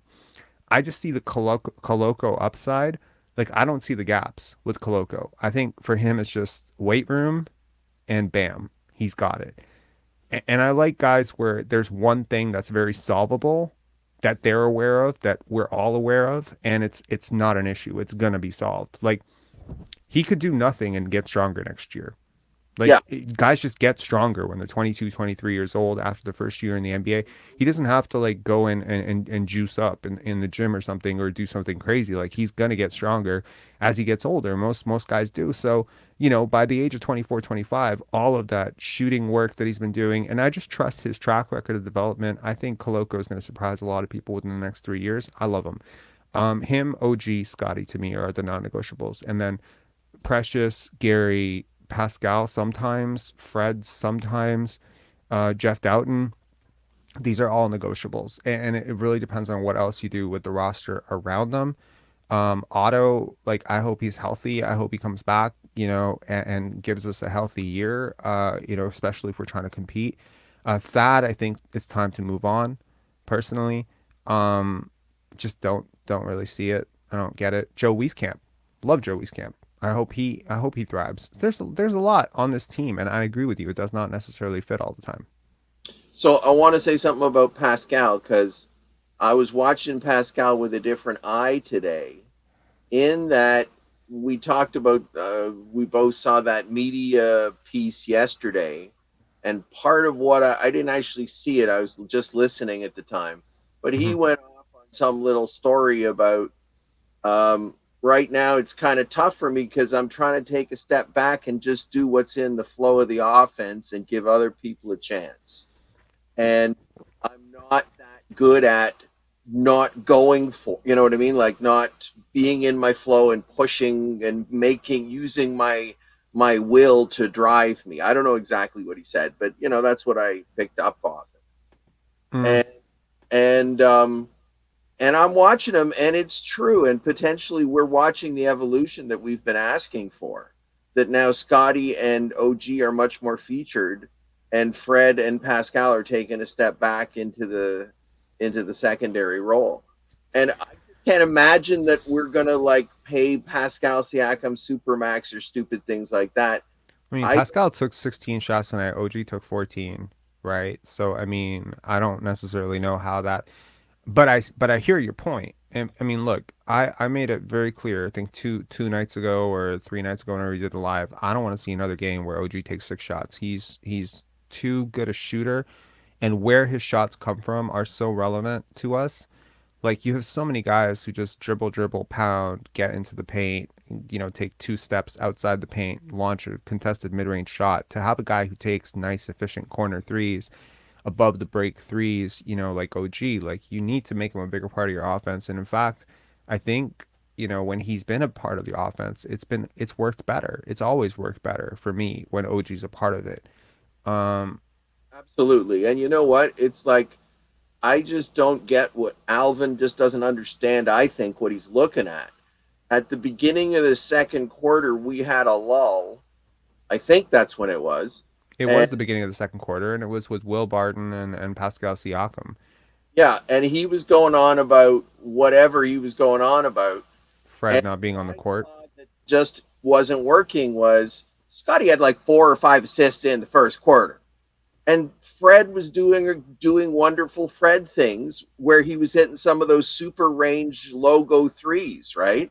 And so he can float the ball to a cutter, or he can shoot, and you have to come 30 feet away from the basket to stand close to him. Anyway, Hmm. it worked again tonight, and but the Nurse took them both off at the same time, and they're your two right now. Tonight, they were the two best initiators. So of course the offense crashed, and the point is to keep one of those two guys at this point on the court at like to have Hmm. to hold them both at the same time. To me, is why the offense crashed, and so to me, it's a waste when we see how beautiful the offense can be at the beginning with Scotty really in just the integral cog and 49 points. Oh my goodness. And then we just go off and do other things. And we don't do that as much anymore. And so Right. the fourth quarter he's still got 5 assists. But Hmm. we're an okay team, but we're starting to get glimpses of those kind of lineups like we've been talking about. And if Fred can do this logo 3 thing and be like 6'9" by doing it, Hmm. I don't I don't care. But otherwise, I want Precious or other um, on that thing. And I think the only thing you and I disagree with about team building is I want an enforcer. I want an enforcer. I want that skinny fucking little guard who just hit 3 threes to swing under the hoop and for Thad to drop him on his fucking ass. And then let's see if he can hit a 3. And that's who I think we have. And that's who I want. And Thaddeus Young? you can't expect him to be out on the perimeter playing twitchy guards. He No, I agree with that. will But fail at that. But other than that, 3 years ago, he was one of the best glue guys in the NBA, and he still is. I don't think so. I think his shot, his defense, I mean, a really big part of like I watched him in Chicago. He had a bit of a career resurgence. And people don't realize this about that, but he was pretty bad. Like people don't realize this, but he was like an average-ish player who had like a blossoming, upstart in Chicago for 2 years, where I think he played incredibly, and then I think last year was the kind of the tail end of that. And he's not the first guy to figure something out later in his career that makes him way more effective. But man, like the lateral quicks have gone fast, and this is just father time. It was gonna happen. It was bound to happen during this contract. I was kind of hoping it happened to the latter end of next year. It's happened a little early. Um, you know, he talked about it early in the year. He talks about being prepared for like the second half of the season. Maybe that's a part of it. Maybe he's ramping up for the playoffs or something or the play in. I have no idea, but he's had moments this year where, legitimately he's been a very good contributor. And maybe he's in a lull. Where he's looked bad. And he's So, had moments where he's looked really bad. Yeah. but I think Nick is using him as a release valve on Precious somehow. So when Precious comes into the game and is completely lost, Nick just sits him at the end of the bench and says, "Not going to give you minutes if you don't come with your head in," and he puts that in for 4 minutes instead. Something like that. That's why Mm, I think we're seeing the Thad minutes. yeah. And so again, for me, I want that 13th man that I can trust. Maybe he's not going to be flashy. Maybe he's going to get blown by, but he's also going to have elbows underneath the rim when when my other guys are sitting on the bench. Look, I'm fine with him as a 13th man. I'm fine with it, right? But you're not paying $8 million to 13th man usually. Usually, I mean, usually. So I think he's a little bit overpriced for that in terms of where the rest of your roster is. That's just my opinion. Anyway, Mario, thanks a lot for calling in. Always appreciate your insight. Have a good night. Have a good night, man. Cheers.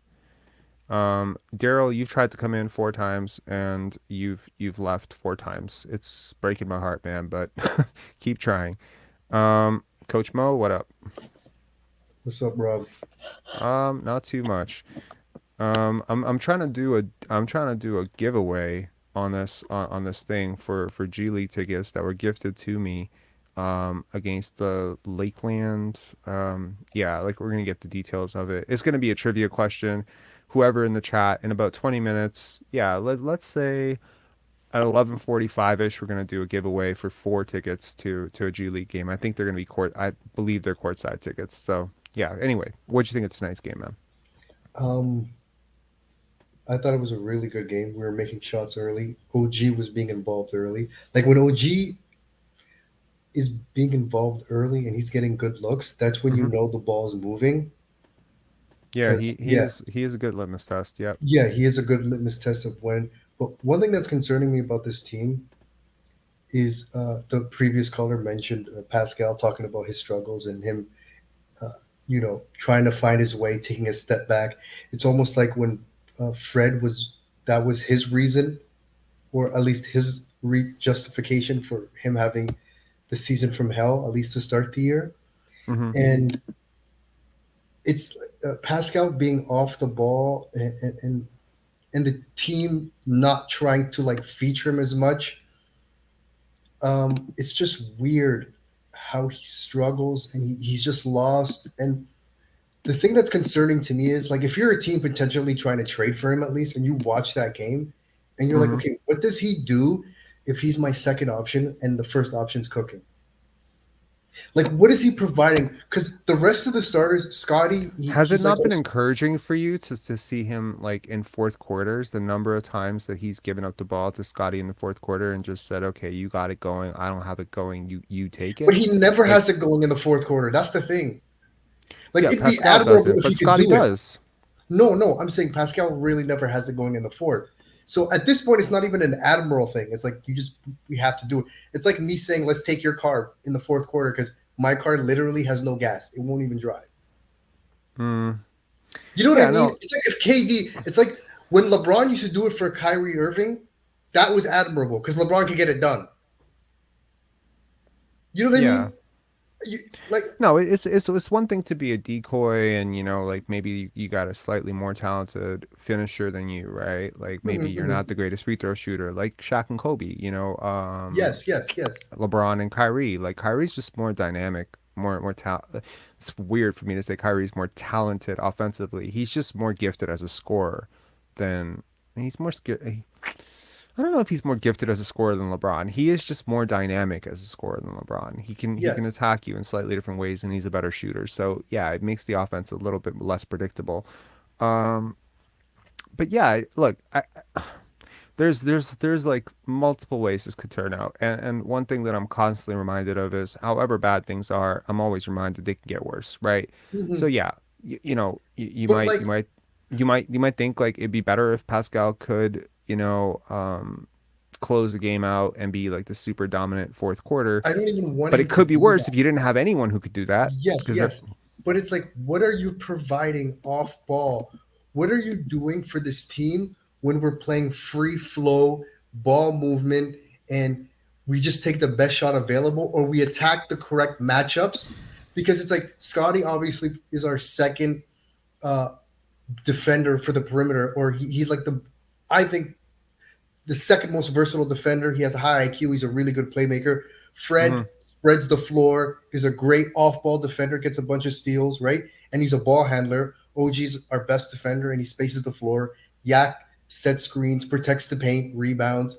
Scotty also gets offensive rebounds, right? Precious is a really great defender. It's like, Someone said you get what I'm saying. Like, what does Pascal? I'm watching the game, and he's just like there. He's just a ghost floating around, right? He's not even, and he doesn't have a high IQ. He doesn't make quick decisions. So sometimes it's like, I mean, relative Jesus, to who? like, Relative you're to gonna who? pay Like, this dude $40 million a year to I mean, let's not hope be a not. first option. Let's hope not. Let's hope they don't pay him Like, $40 million it's a year. crazy. It's I mean, actually crazy. he's driving his value down. Like, let's be real. Like, he is. So you can applaud that. Like, there's a way for him to have padded his stats tonight where, Yes, look, at the end of the day, could have. you know, He could have. if he ends up getting to 20, 26, 27 points per game, 8 rebounds, 8 assists, like, if he put up those types of numbers, there's just no way you, me, or anyone is convincing this fan base that he's not worth a supermax contract. And especially if, you know, voters are super lazy. Like, they're stupidly lazy. There's another version. Like, let me build a time machine for you, and let's put it on an alternate plane. Let's say Pascal does not have this fall off that he did in January, right? It was January that he had the big fall off, right? As you know, Scotty got it going, he fell off. Now OG starting to get going, he's fallen off again. Look, he has, like, he's a player who needs space. Also, this is a common criticism that people say, well, Rob, you're not acknowledging that there are other guys on this team that need to work for Pascal. It's not just Pascal who has to work for those other guys. That's fair criticism, by the way. Mhm. Pascal would be way better with some space, with some shooters around him, right?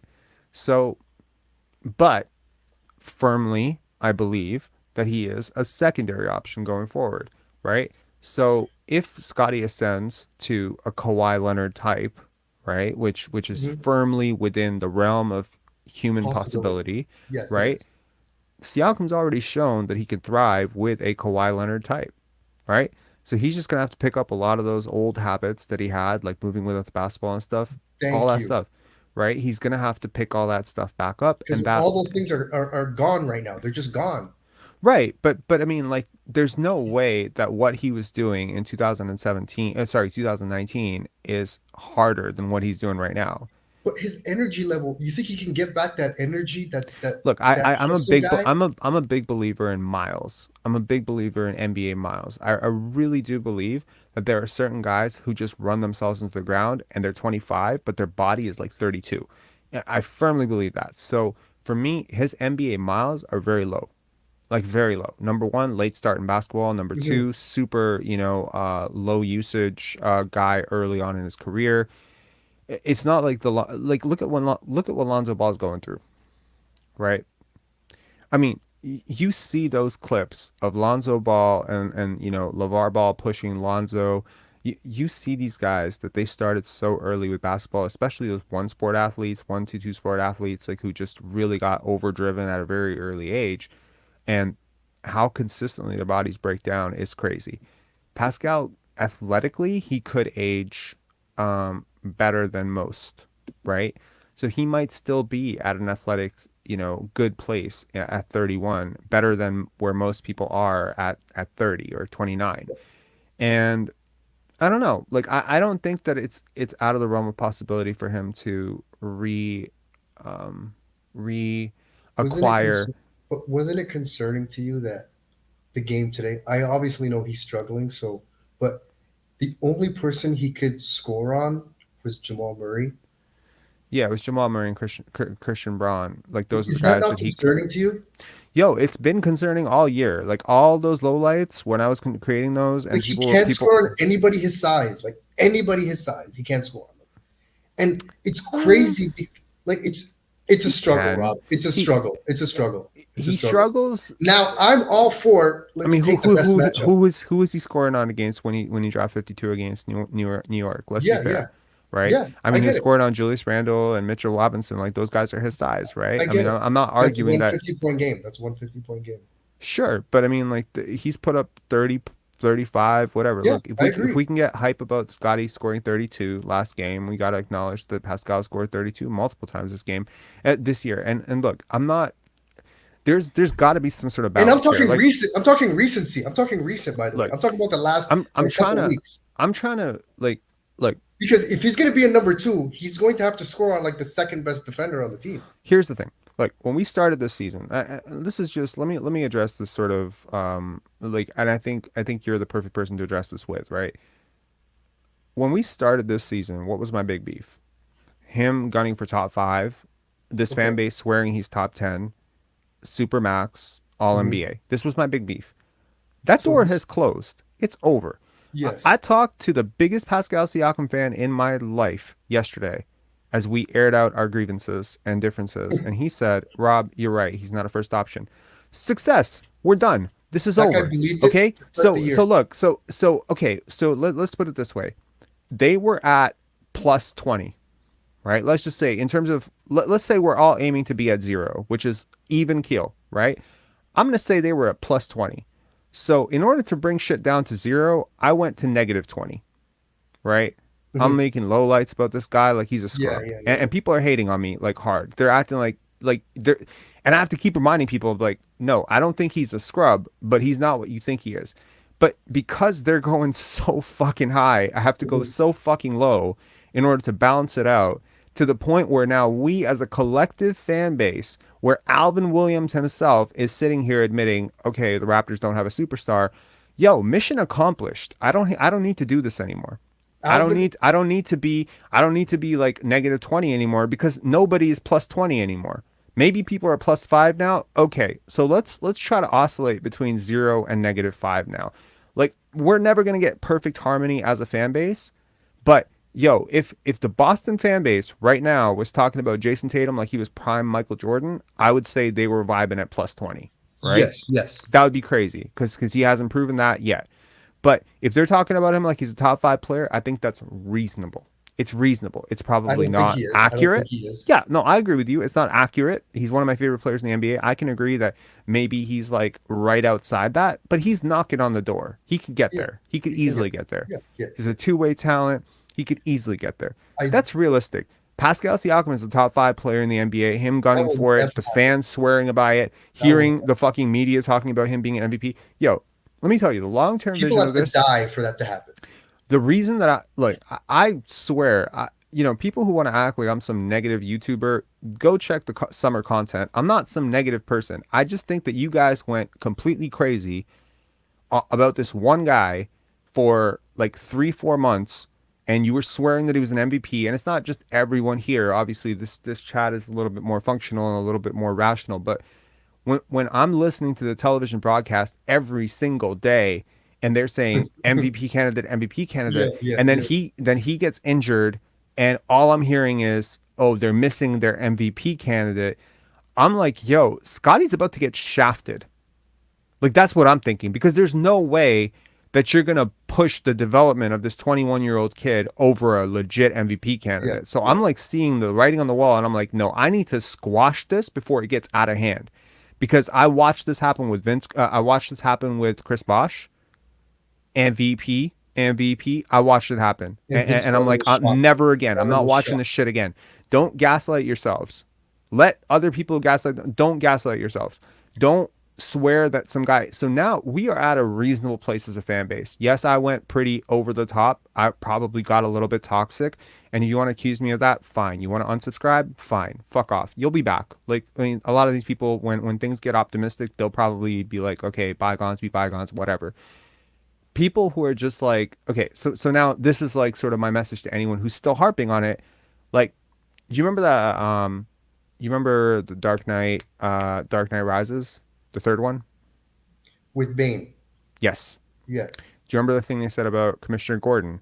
They said he's a wartime hero. This is peacetime, right?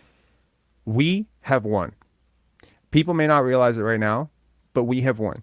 The whole objective of the narrative on this channel was to at least explain to people that Pascal Siakam is not him.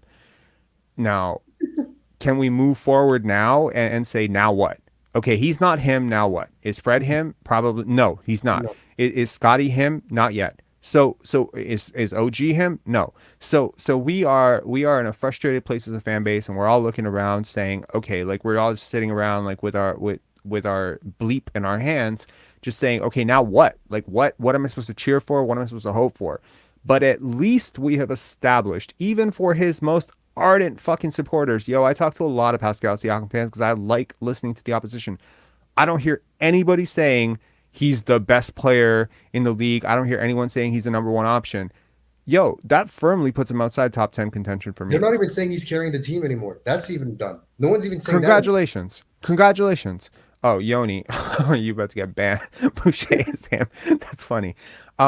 No, but that's what I'm saying. Like, so to anyone out there who thinks like I just hate Pascal or I hate Fred, chill. I don't hate anybody. I don't like I don't even hate that YouTuber. I don't even hate him. He's just a hustler. He's trying to do his thing. Power to you. There's But no it's just- hate in my heart. but- This but- is just about maintaining some sort yeah, of but Rob, balance. my concern is when throughout the game when he's not like getting touches, he just seems lost, right? Sure. He almost doesn't know what his role is. Like he doesn't even know what to do. I don't know what his role is. How's he Yeah, supposed to me know what his neither. role Me is? neither. I don't. I Like don't know. he's not quite the spacer or the mover without the ball that he needs to be to He help doesn't have out a his defensive assignment of noteworthiness. Like he's just like it's weird. It's really weird. Look, this team will need to have some difficult internal conversations in the offseason, but I am very happy. What I'm very happy about is this fan base is slowly starting to wake up to it. And now we can look forward. Look, the conversation will be different. Look, if Scotty starts putting up 32 points per night, or not, I'm saying 32 points per night, fuck 32. Put 22 a night. Put 22, 25, 16, 25. Stop doing this 8 points, 12 points shit. Like consistently be in the 16 to 25 range, and you watch not only how quickly the fan sentiment will turn to, okay, let's give Scotty the ball, let's give Scotty a chance, but also the organization will trust it more too. It's have a very question. difficult to take a guy who's averaging 14, 15 points per game, who has gone through large points of the season, where he is averaging 12 points per game, and say, okay, that's our franchise guy, and we're going to be comfortable with that, and we're going to lose Pascal. As we're going to move Pascal to number 2 option. You can't explain that to anybody. So I understand where management and coaching are coming from, but I also understand from the flip side. I also understand that like in order for like there are steps to this. And step number 1 was identifying that Pascal Siakam is not him. You gave him a shot, you gave him 3 years to do it. 3 fucking years to do it. And you have led yourself into Tampa. No, you led yourself into the bubble. Then you got Tampa, right? So that's 2 horrible outcomes to a season, right? Then you had last year, which is a first round exit where you were not even remotely competitive and you almost got swept. And now you have this year. So you have ample evidence that he is not him. Now we can just move past that. Front office needed more. Front office needed past the deadline. That's fine. And I understand it. Look, I have to understand this from my perspective. Scotty is like I've never met Scotty Barnes. This is a fact. Never met him. But to me, he's like family. Like I would vouch for this guy. I would fight someone for him. Like to me, it's so much deeper than basketball. Why? Because you're watching this kid grow since he was 15, 16 years old. You've been watching him and you feel this sort of like investment, in watching him succeed. You want him to succeed. What if Masai had that with Pascal? What if Masai had identified this kid at the age of 19 or 20 years old, watched him grow at New Mexico State, saw him blossom under, the 905, and they had this vision for what he's supposed to ascend to. I get it. And maybe I'll be in the same position with Scotty in 3-4 years. Like maybe it'll be like, oh, I thought he was gonna be top 5 player, but he tops out at top 15. If that thing is true about Masai, what you just said, theoretically, I'm scared for this franchise. If that's the mindset. But going back to what the last caller said about Pascal saying, "Oh, I'm taking a step back," do you think that was his decision or the team's decision? What do you mean? What? Say that again. Sorry. So Pascal taking a lesser role. He's not as featured as much the past couple of weeks. You think that's him? Because me personally, I have a feeling his teammates don't think of him as they did in the beginning of the year. Like the trust of just let's give it to Pascal or let's feature him. that thing has kind of died down a bit. It's weird, but Yeah. one thing I did enjoy though is just hunting the Jamal Murray matchup. If it was Barnes, if it was Siakam, if it was OG, I think that's amazing. I think we need to do a lot more of that. If we're going to play 3-6-9 guys, like that has to be a thing. Like whoever the second guard is, one's on Fred. I think we need to do way more of that. Yeah. But the Fred nut riding was extra special today because someone mentioned it when the second quarter started and Fred was on the bench. Alvin was like, oh, I don't know how we going. He basically said, I don't know how we're gonna do it. We gotta hold up these next 5 minutes. Oh my God! Send Alvin the tape from that Atlanta game or that San Antonio game or like a handful of games where he just done Which is so well crazy. with him on the bench. Like Yeah. look, like this idea. Jeez, look, Fred played well tonight. Give him his flowers. He played really Oh, he well. I played have no amazing. complaints. He's He why was we won. amazing. He's why we won. He's why we won. He's a really big part of it. I don't think he's why we won, but I think he's a really big part of it. I think him hitting shots balanced out some of Pascal not hitting shots. But honestly, if he doesn't play tonight, and you put Malachi Flynn in his place or whatever, Scotty and OG just take more shots. Maybe Jakob takes more shots. I still think you win. To me, it's not. It's really difficult for someone to hear, oh, this guy scored 36 points and he's not the reason you won, because our brains are just not wired to receive that information. But opportunities are opportunities. Defense is giving up I agree. open threes. I agree. He's Next taking man those up. open threes. Next man up, right? If OG's given those opportunities, what OG shot 10 for 13 tonight, I believe, or 10 for 14. Fred shot he shot closer to 50%. OG shot closer to 70%. So, I'm taking my odds with OG. I don't think there's a discernible like gap between those two guys as shooters or as scorers. Really, like they're both, inefficient from spots, really efficient from other shots. I don't think Pascal's that much better than OG as a basketball player in terms of overall impact. In terms of overall impact, no. Talent, no, in terms of and contributing skill, to winning. yeah. In terms of contributing, like if I'm coaching a team, yeah, one guy might be more skilled, one guy might be better one-on-one, but it's like we're trying to win games, and this is 5-on-5. Yeah, like I mean, look, does 5-on-5. isolation scoring help you space the offense? Not really.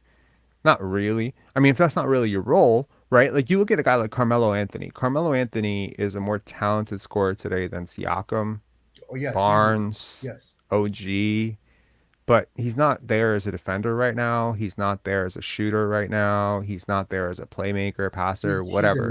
He's a negative in any Right, situation. He's exactly. a negative. But you put Carmelo against Siakam one-on-one right now, winners outs.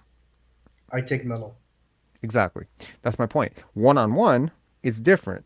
Isolation scoring skill, Melo is still hella talented. You watch certain plays, even when he's like a scrub or whatever, you call him a scrub, but like his talent is still up there. Russell Westbrook, his talent is still up there. It's not like Melo smooth, but like it's still up there. Him as a passer, like Russ as a passer, as an athlete, as a ball handler, like my God, like it's incredible, and not as a shooter.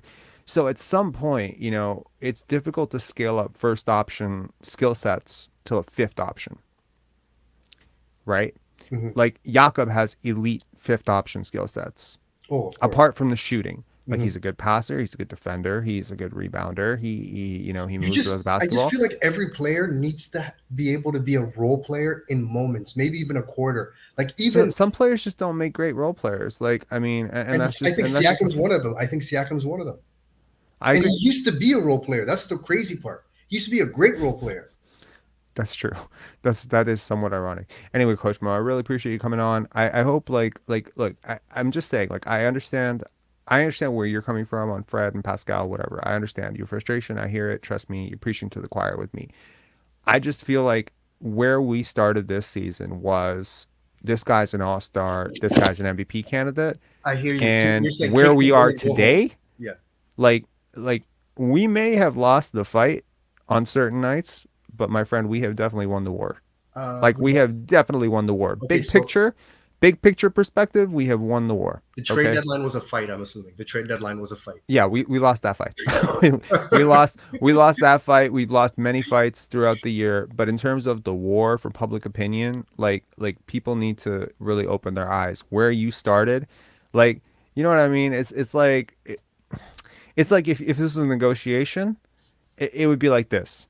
Someone comes to the table, I want $100 for the stereo. You'd be like, I'll give you $10 for the stereo. They'd be like, okay, I want $50 for the stereo. I'd be like, I'll give you $10 for the stereo. They'd be like, okay, I'll give you $25 for the stereo. You'd be like, I'll give you $10 for the stereo. And then they'll be like, okay, I'll take 11. And you say deal. And they'd be like, yes, yes, I got $11. He wanted 10, but I got 11. That's exactly what we've done here. Okay, we scaled it back slowly, systemically, took a lot of shit, took a lot of hate. It was a very unpopular opinion. I literally got on a fucking camera, looked point blank in the camera for 50 minutes straight and told people 5 months ago that this is not it. This is not him. You're not going to win with this guy in the playoffs if he's going to play this way. And people can be like 25-8-8, 25-8-8, like the fucking parrots. And now we're there. Now we're there and we see it, right? Numbers are still fine. But people get it. The team is losing. We're in the play-in, whatever. So now we can progress forward, right? We can progress forward to whatever the hell the next stage of this team is. But I'll tell you right now, if Scotty had the season that he had right now and Pascal continued to put up 26-8-8 or 25-8-8, like the way he started the season, like Scotty is getting buried in terms of like public opinion. And look, like that's how we started out the season, right? Pascal was playing well. People were like, oh, Scotty didn't work hard enough. Scotty didn't do this. Scotty didn't do that. Scotty's a scrub, you know? But now it's like, oh, the whole team are scrubs. Yeah, but when has now we're at a realistic place. Pascal has never put together though a start to finish like good season. That is very, very worth noting.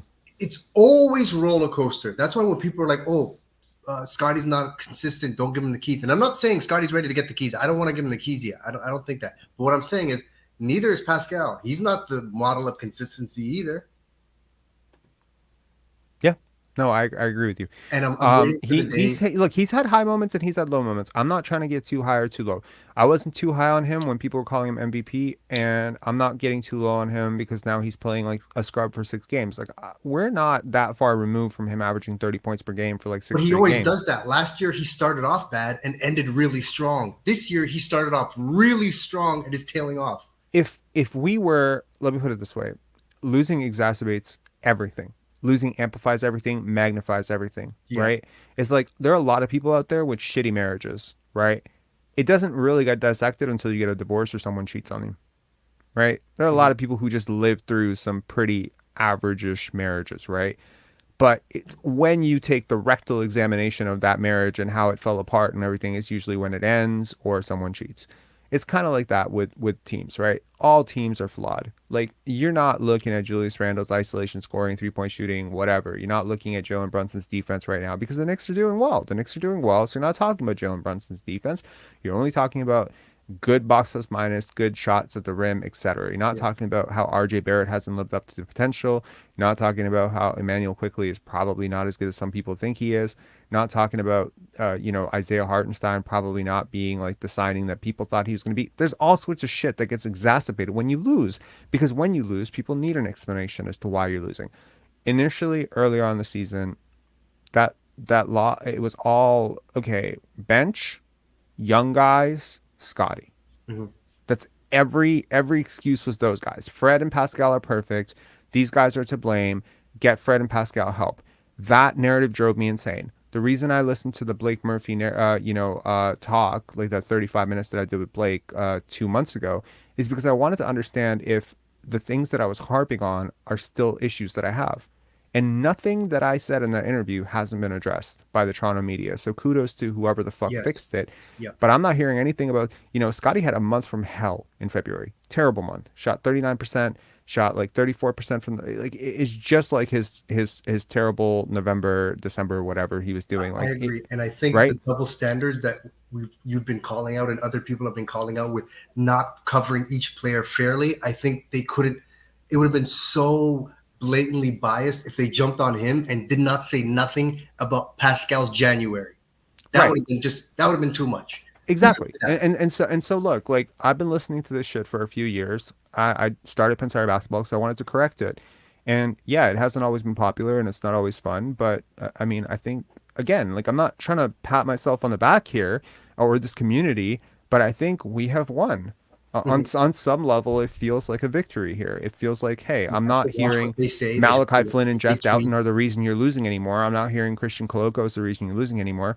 And I'm not hearing inherently, completely, Scotty being scapegoated for the whole season anymore. I'm hearing Alvin Williams, Fred's biggest fan and Pascal's, big fan, saying the Raptors don't have a star player. Like, he's like, I'm just telling you the truth. The Raptors don't have a superstar. Perfect. That's exactly where I wanted you to be. Now Fred's we still can the debate godfather. who will become that superstar. We can debate if there is a superstar on this team. Now we can have a debate. But if you start out like like trying to debate the existence of God with someone who's just like, no, God doesn't exist. Period. No, no, no, no, no. It's never gonna happen. Or God definitely does exist. Now we need to get to a place where we're malleable. We're a little bit adjustable. Can we at least entertain the idea that Pascal may not be a number one option? Not when he's an MVP candidate. No, you cannot entertain that. You have to step it down slowly. You have to get people to step down. Again, negotiation starts by finding a middle and then trying to convince the other side that the middle is not where it really is.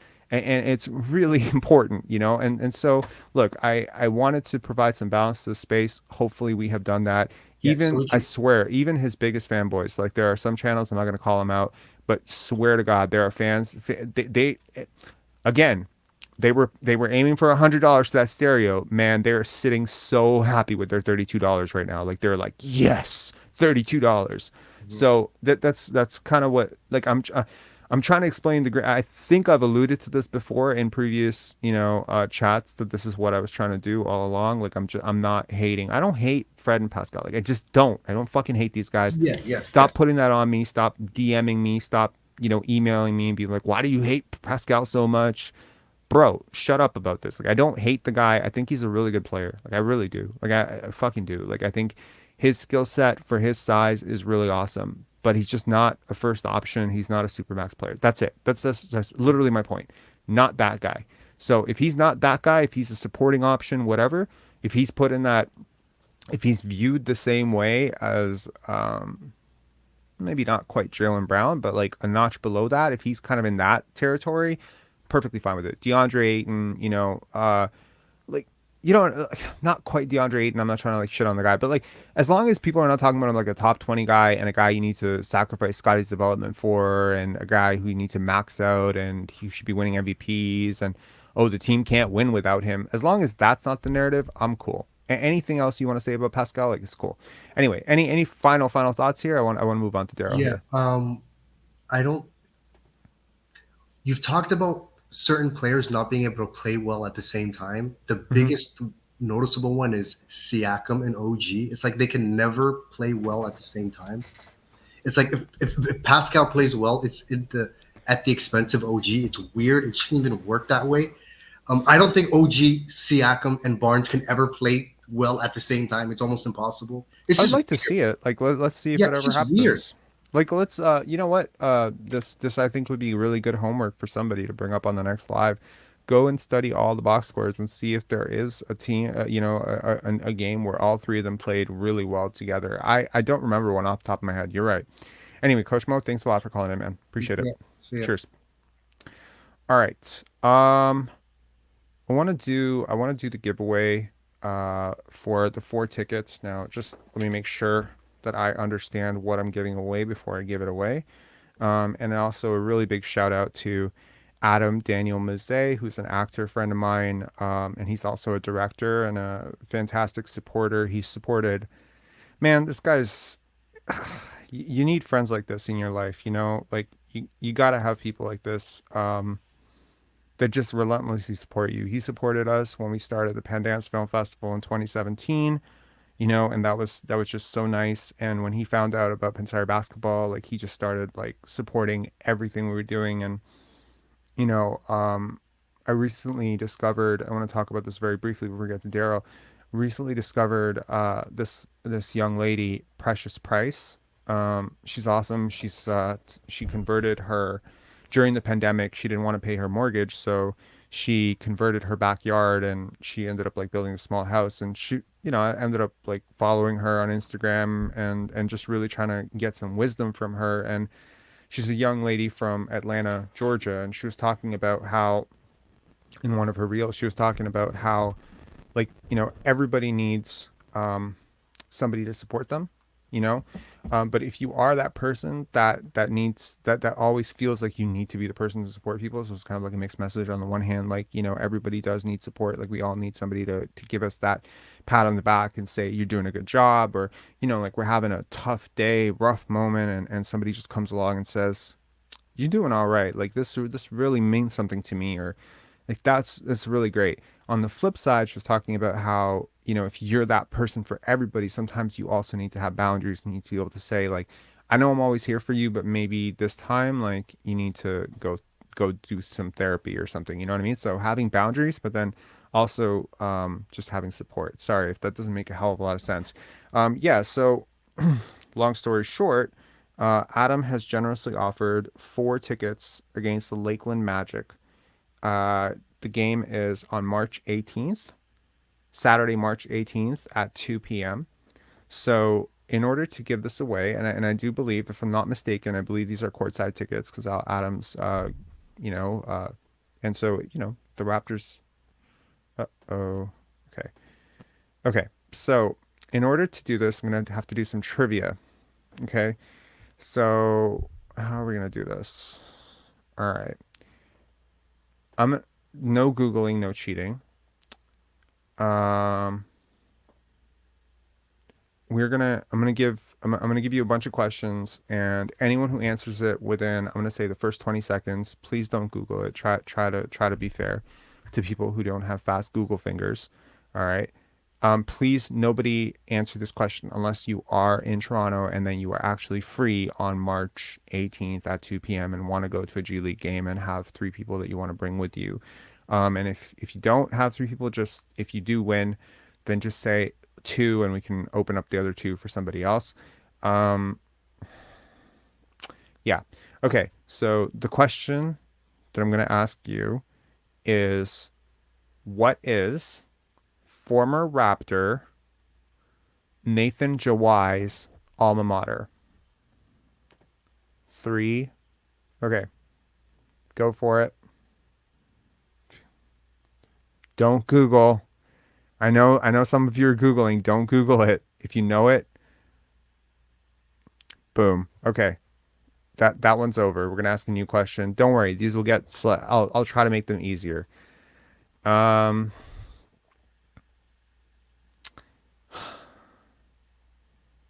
Okay.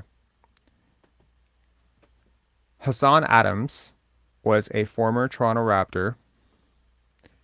What team was he drafted by?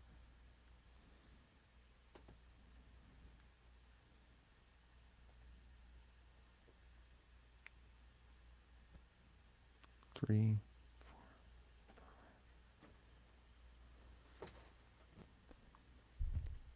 Wow. Clutch Tatum with the fail, saying Celtics. Sorry. Hold on.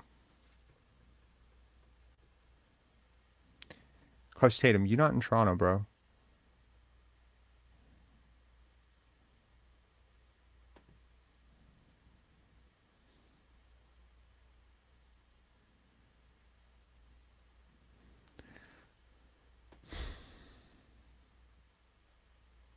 Okay, everybody's wrong. Jesus. Okay. Sorry, I don't mean to use Jesus' name in vain, but everyone just failed that one. Okay, we got to make it significantly easier. Okay. How do we make it easier? Okay. How many years did Vince Carter play at North Carolina? Wow, this has to be easy, right? Sorry if I'm lagging a little bit, guys.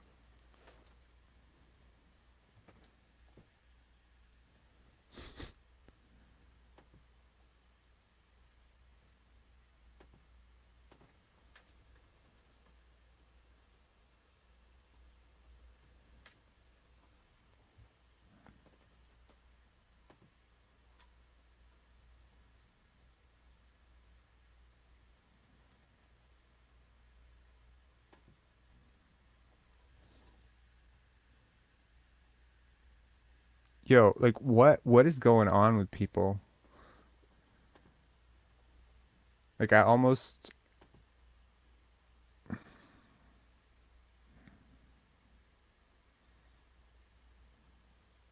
unbelievable. Okay. All right. Who was the first person to say three? Now we gotta go back and figure it out as the people. Yeah, I mean, one of the biggest reasons why I actually wanted to shout that question out is because I think I'm surprised every time I meet somebody who doesn't know. Um, okay, so the first person, teacher Mike, you're not in Toronto, so while you are correct, damn it, um, Mark Anderson. So our very first caller from tonight, you are correct. Three was correct. Um, so here's what I'm gonna do.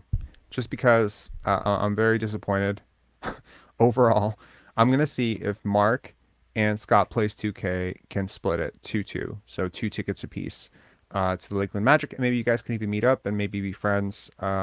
So please email me at pensarifilms@gmail.com to get in touch, and I will figure out Yoni fail. This is failure to the epic degree. Um, so let me just put it on.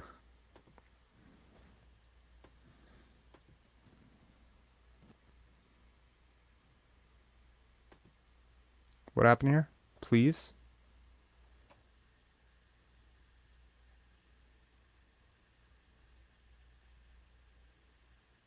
This is fun. Can we play trivia?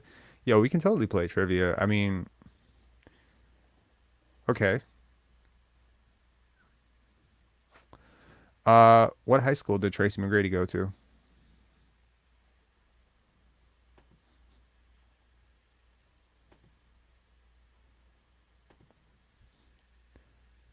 Yoni, I choked. For sure. For sure. Correct. I love it. I love it. All right, Daryl, what's up, man? You've been having some technical issues. I feel like Yeah, I'm lagging right now. you are. You are. You're lagging a little bit. Was I lagging earlier in the chat? No, no, just in the last couple of minutes, I Hmm. think. I And wonder my why that technical is. issues, though, were it was a perfect hurricane of technical issues that all sort of came together at the same time. And then, because of timing, Hmm. it just happened to be like when I was about to be my turn, the kids would go on break and they'd be screaming, and the decibel level went up to 111. So I had to leave the queue a couple of times there. But here I am, Yikes. and if things get loud, I will push the mute button and let you talk. So shouldn't be Nice. too disruptive. What'd you think of the game tonight? Well, I mean, I loved the first quarter. Obviously, that was pretty impressive. And if the Raptors could do that more often, or even a percentage of that more often, that would be fantastic. As a matter of fact, even if they did that and the shots weren't falling, I'd Hmm. be okay with that. I would be totally fine with that, because Yeah. what I noticed is that almost and I was paying attention to this. There were maybe only one or two shots in the whole quarter that I was like, you shouldn't have taken that shot. And one thing that really surprised me is Alvin Williams even called out one of them from Fred. He was like, that wasn't a rhythm three. Fred shouldn't have taken that. And I was like, okay, that's correct. so, Yeah. but yeah, overall, I thought Scotty was absolutely brilliant, especially in the first 5 minutes. He looked like a Hmm. superstar. I was just like, oh, where has this guy been all season? And I want to see more of that. But I think that shows you a flash. One thing I was talking to somebody about, I think I was talking to Kenyon about it actually, is that the Lakers game when Scotty had that monster showing. I was like, Scotty needs more of those, because what that reminded me of is when Devin Booker scored that 70 piece back when he was in like year 2 or 3 or whatever it was in Phoenix. And then everybody was talking about like, oh, who is this guy? Yeah, he scored 70, but like he's just, you know. And I mean, he was a pretty highly touted young guy too, but what that did is it paved his trajectory for development, because he knew what Mm. he could do. He knew what it took to get that done. How'd that work And out right, for Corey Brewer and Terrence fine. Ross and Charlie No, you're right. Villanueva, right? These are guys who've had big one game things. Yes. I'm more motivated by Scotty averaging 20 points per game for a month than I would be him dropping 50 randomly on one night and going back to 6, 5, 8, 10. I like the fact that he's built up now a string of double-digit games. He hasn't been outside double digits, and I know that's a very low bar, right? I understand that. That's a pretty freaking low bar to have, but it's also a pretty hard thing to accomplish in the NBA. As a non-first option, to consistently always get double digits, I think it's a good thing for young players to aspire to. I mean, there was a streak, I think Donovan Mitchell, we broke his double-digit streak, which went back like years, right? Like you'd be surprised how many players occasionally dip into single digits in terms of scoring. And I know it's a very arbitrary number, what's 9, what's 10. But yeah, it's finding that level of consistency. Michael Jordan used to talk about 5 points a quarter or 6 points a quarter. Shaq's talked about 5 points a quarter. I think Brian has talked about 5 points a quarter for Scotty. I think Scotty is just I'd like to see him where 15 points is like a base for him and everything else built on 15. So 15-20, 15-18, 15-25, 15-16, 15-15, 15-19, 15-35. I'd like to see that become the new base. Whereas right now the base feels like it's 10. So it's 10-20, 10-16, 12-15, you know. So I just need to see that number trend up a little bit for him. Yeah, I 100% agree with that. I think what I was thinking about the big games, though, is that if he didn't have any big games, he's a young guy and he's got a lot of people talking in his ear. He's got to listen to coaches. He's got to listen to teammates. He's got to listen to Pensare basketball. He's got to listen to all these people telling him different things about what's going to work. Who? And when he puts Scotty? together, yeah. So it's like when Scotty not listening to Pensare basketball. Come on. Come on, you know basketball. Maybe he is. Maybe he is. I hope he's not. I hope he's not. No, but my point is that when he sees what works for him and what he can do when he does X and Y, then he's going to learn to be able to tune out certain things that might be maybe well-intentioned or good advice, and he's just going to be like, you know what? No, this is what I'm going to do, and this is what I think he's always going to do what he's going to do. I hate to say it, but like he's pretty stubborn about it, right? Like he's like, you've seen it in this rookie year, Fred going up to him and him just kind of like being like, nah. Like, you know what I mean? Like he's gonna do what's necessary for the team. He's not gonna let the media and, you know, everyone get him frazzled. And, you know, when people clowned him for basically not attacking the aggressives drop, what did he do the next game? Did the exact same thing. Right? So he's going to figure it out on his own time. I think he trusts that he's a smart player. I think he trusts that he's going to be a great player. And I don't think he needs to rush that process. I understand maybe sometimes, you know, one of the things that I got away from Brian's interview, both with myself and the one that he did with Yahoo Sports, was just that he's not fazed by any of this. It's not bothering him at all. Like the losses aren't like keeping him up at night. A bad shooting slump for 5-10 games, and that's how he's able to show up in the fourth quarter. And look at the psychology of all the players in NBA history who've shown up in the fourth quarter. Next play mentality. They have very, very they have short-term memory in terms of that, you know? Like, so they don't dwell on things, and they definitely don't over focus on things they can't control, right? So I think that's sort of a positive thing with him, you know, like just the outlook with him is very positive, because I don't think he lets himself get confused by like trying to listen to like 500 people. I think he's like, look, I've been calling for him to be more assertive on offense. You think he fucking cares? I don't think he cares. No, he's going to trust the people that have gotten him to this point, right? Which is his trainer and his coaches. And those are the people he should be listening to. He should not be listening to the media. He should not be listening to me. He shouldn't be listening to anybody but the people that got him here, because you know what? Anyone can say what they want. This guy's come a hell of a long way in the last 5-6 years, and trust the work, you know, trust the work that got you to this point. You know, you don't have to start changing everything up because you hit like a 2-week rough patch. And those are the people who just never accomplish anything in their lives, is people who just, they disrupt the process. You know, the process is the process. Yeah. Someone said Scotty listened to Earl Watson. I have no doubt about that, by the way. Just an FYI. I have no doubt about it. Yes. Yeah, another thing that I kind of picked up on in this game is I'm really impressed with how Precious has learned to defend without fouling. Because you remember early on, even last year, he was getting into foul trouble all the time. He was kind of doing what Pirtle is doing. He's fouling everybody. But I saw a couple of plays in this game where he was defending really hard, like right up in the guy's face, and he didn't foul. He didn't foul at all, and he was disrupting their movements. One Right. time he was guarding Michael Porter Jr. and Michael Porter Jr. hit the 3-point shot over Precious, but that was a tough shot to hit. It was well contested by point play. So I think that's shown some real growth and maturity in Precious's defensive game. Mm-hmm. Yeah, I mean, I think sky's the limit for Precious. I think the brain is the limit. The brain is the limiting factor, though, right?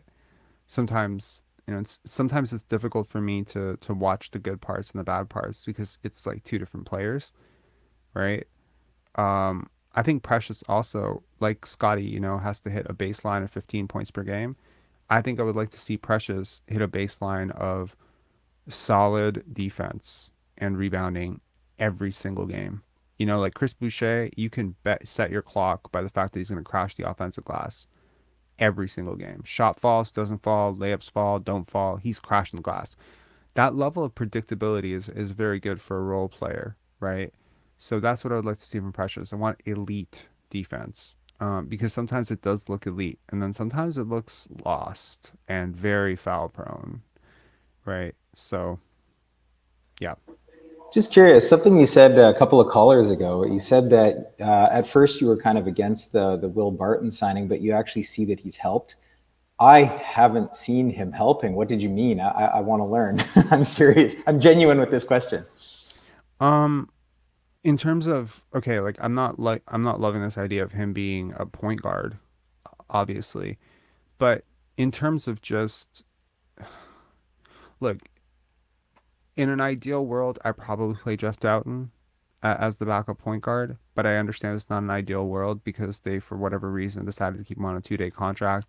Two-way contract, and he just has 7 games left and whatever. But in terms of just look, who he replaced was Juancho, and he's played relatively better than Juancho. He's been okay. He's been disruptive defensively in certain games. He's had big moments.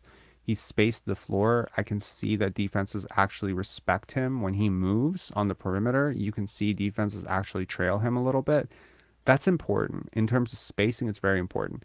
Also, there are high IQ moments, like in terms of just understanding how to play the game of basketball. He seems to really understand how to play the game of basketball. Like there was a moment today where he got trapped. He passed the ball to Jakob, cut right when he passed, and boom, he gets right to the front of the rim. That's just two guys who understand how to play basketball, playing together, playing off of each other. Malachi Flynn does not do shit like that, usually. Delano Banton usually does not do shit like that. The processing speed for him is just better than most guys on this team. So in that sense, I think he's helped. And I think that his playing time has coincided with an uptick overall for this team. He's not perfect. He's flawed as hell, and he's not young. But in terms of, who he's replacing, which is Juancho and Malachi, I think he's better. That's interesting because I've been trying to notice if he's creating any gravity because of his reputation as a 3-point shooter. And I think just because he hasn't been a lights out 3-point shooter since he's come to the Raptors, I don't see that he's creating any more gravity on the perimeter than Juancho did. But that maybe I'm just missing it. But I've been trying to notice. Juancho created gravity, but Juancho was just so poorly. He was shooting so poorly. So poorly for us, right? I mean, Barton is still on the season, I believe he's shooting 38%. That's decent.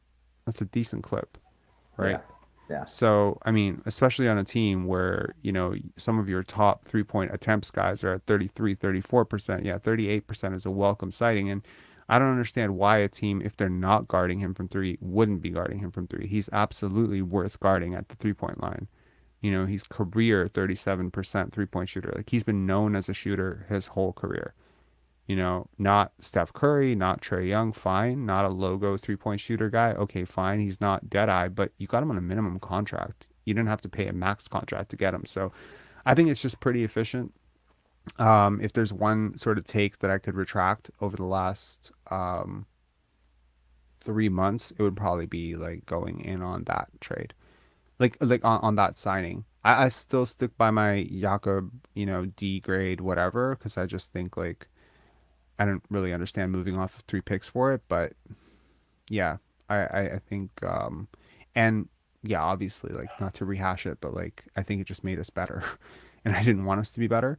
But the Will Barton thing, I think I've been wrong personally. But you're free to your opinion. Obviously, No, it's not like he's made you a contender or anything like that. But he wasn't supposed to. He was just supposed to make your second yeah. unit slightly more palatable, and give you, another guy. And I think like it's kind of interesting where you started the year, because you had Christian Koloko starting a bunch of games this year.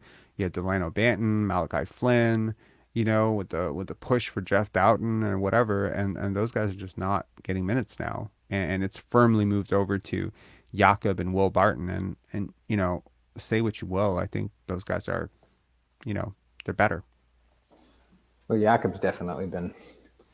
Yeah, he's been great. He's been a mixed bag. You're right. The pros But outweigh both the guys cons. know how to play basketball. They do, both for sure. know how to play basketball. They both have higher 100%. IQ than, and it's like, it's sort of funny because like a lot of these issues are being compounded by the fact that, maybe some of your top guys are a little bit, too isocentric, too, maybe they don't know how to play basketball. It's kind of weird to say that an NBA All-Star doesn't know how to play basketball, but like they don't always make the right basketball plays. So having role players now around them who do, as opposed to Malachi Flynn and Delano Banton, who are doing effectively just a worse version of what they're doing, probably balances out the lineups a little bit.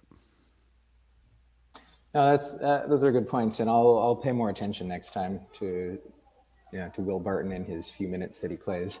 I'm right with you on Thad. I don't know if you remember, but earlier on, after one of Thad's particularly great games, I was all on the Thad wagon, but he's really taken a drop. Hey man, I made that Old Man Thad mixtape, which I loved so much, and I think something about him, we have to evaluate our biases. I think we all have to evaluate our biases. When he came to this team, he was like very like pro Scotty, pro Precious. After that, sort of halftime dispute and all that bullshit that came out, and his wife going at Scotty, in the Twitter thing, I was done with it. I was like, nah. Like, sometimes you look at people a little bit different after something like that happens. You know what I mean?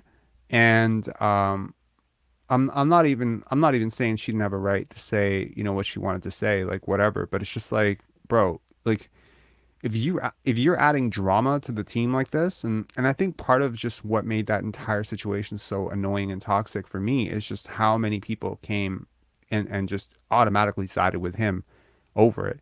And it was nothing. It was so nothing, but the idea that it happened in public, and that you had a veteran screaming at, a guy like, and he's supposed to be a stabilizing force. I didn't like that at all. I didn't like how it was handled. I didn't like that his wife is going at people asking if they know Scotty and whatever. Because look, like, I think somebody messaged me an interview with Dame Lillard. Who messaged me? I want to say it was Vince. Vince messaged me an interview with Dame Lillard, and he said he wanted my thoughts on it. And I guess I'm giving him my thoughts here, because I think Dame Lillard said something to the effect of like the younger guys in the NBA, they're coming in with more entitlement than they used to, right? And maybe we can consider this a correction, because maybe older guys have had more entitlement for a really long period of time, and maybe like, I get it, like a rookie, having to wear a purple Dora the Explorer backpack, or having to do laundry, or I get it, rookie hazing is totally perfectly normal, and I get it.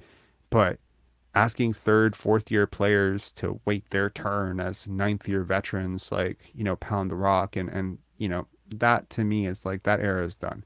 When you put this much money on the line, I expect everyone to, to get past the seniority stuff of it, and look, if I'm a young player on, like, I was a very like brash young kid, right? I didn't listen to my elders nearly as much as I should have.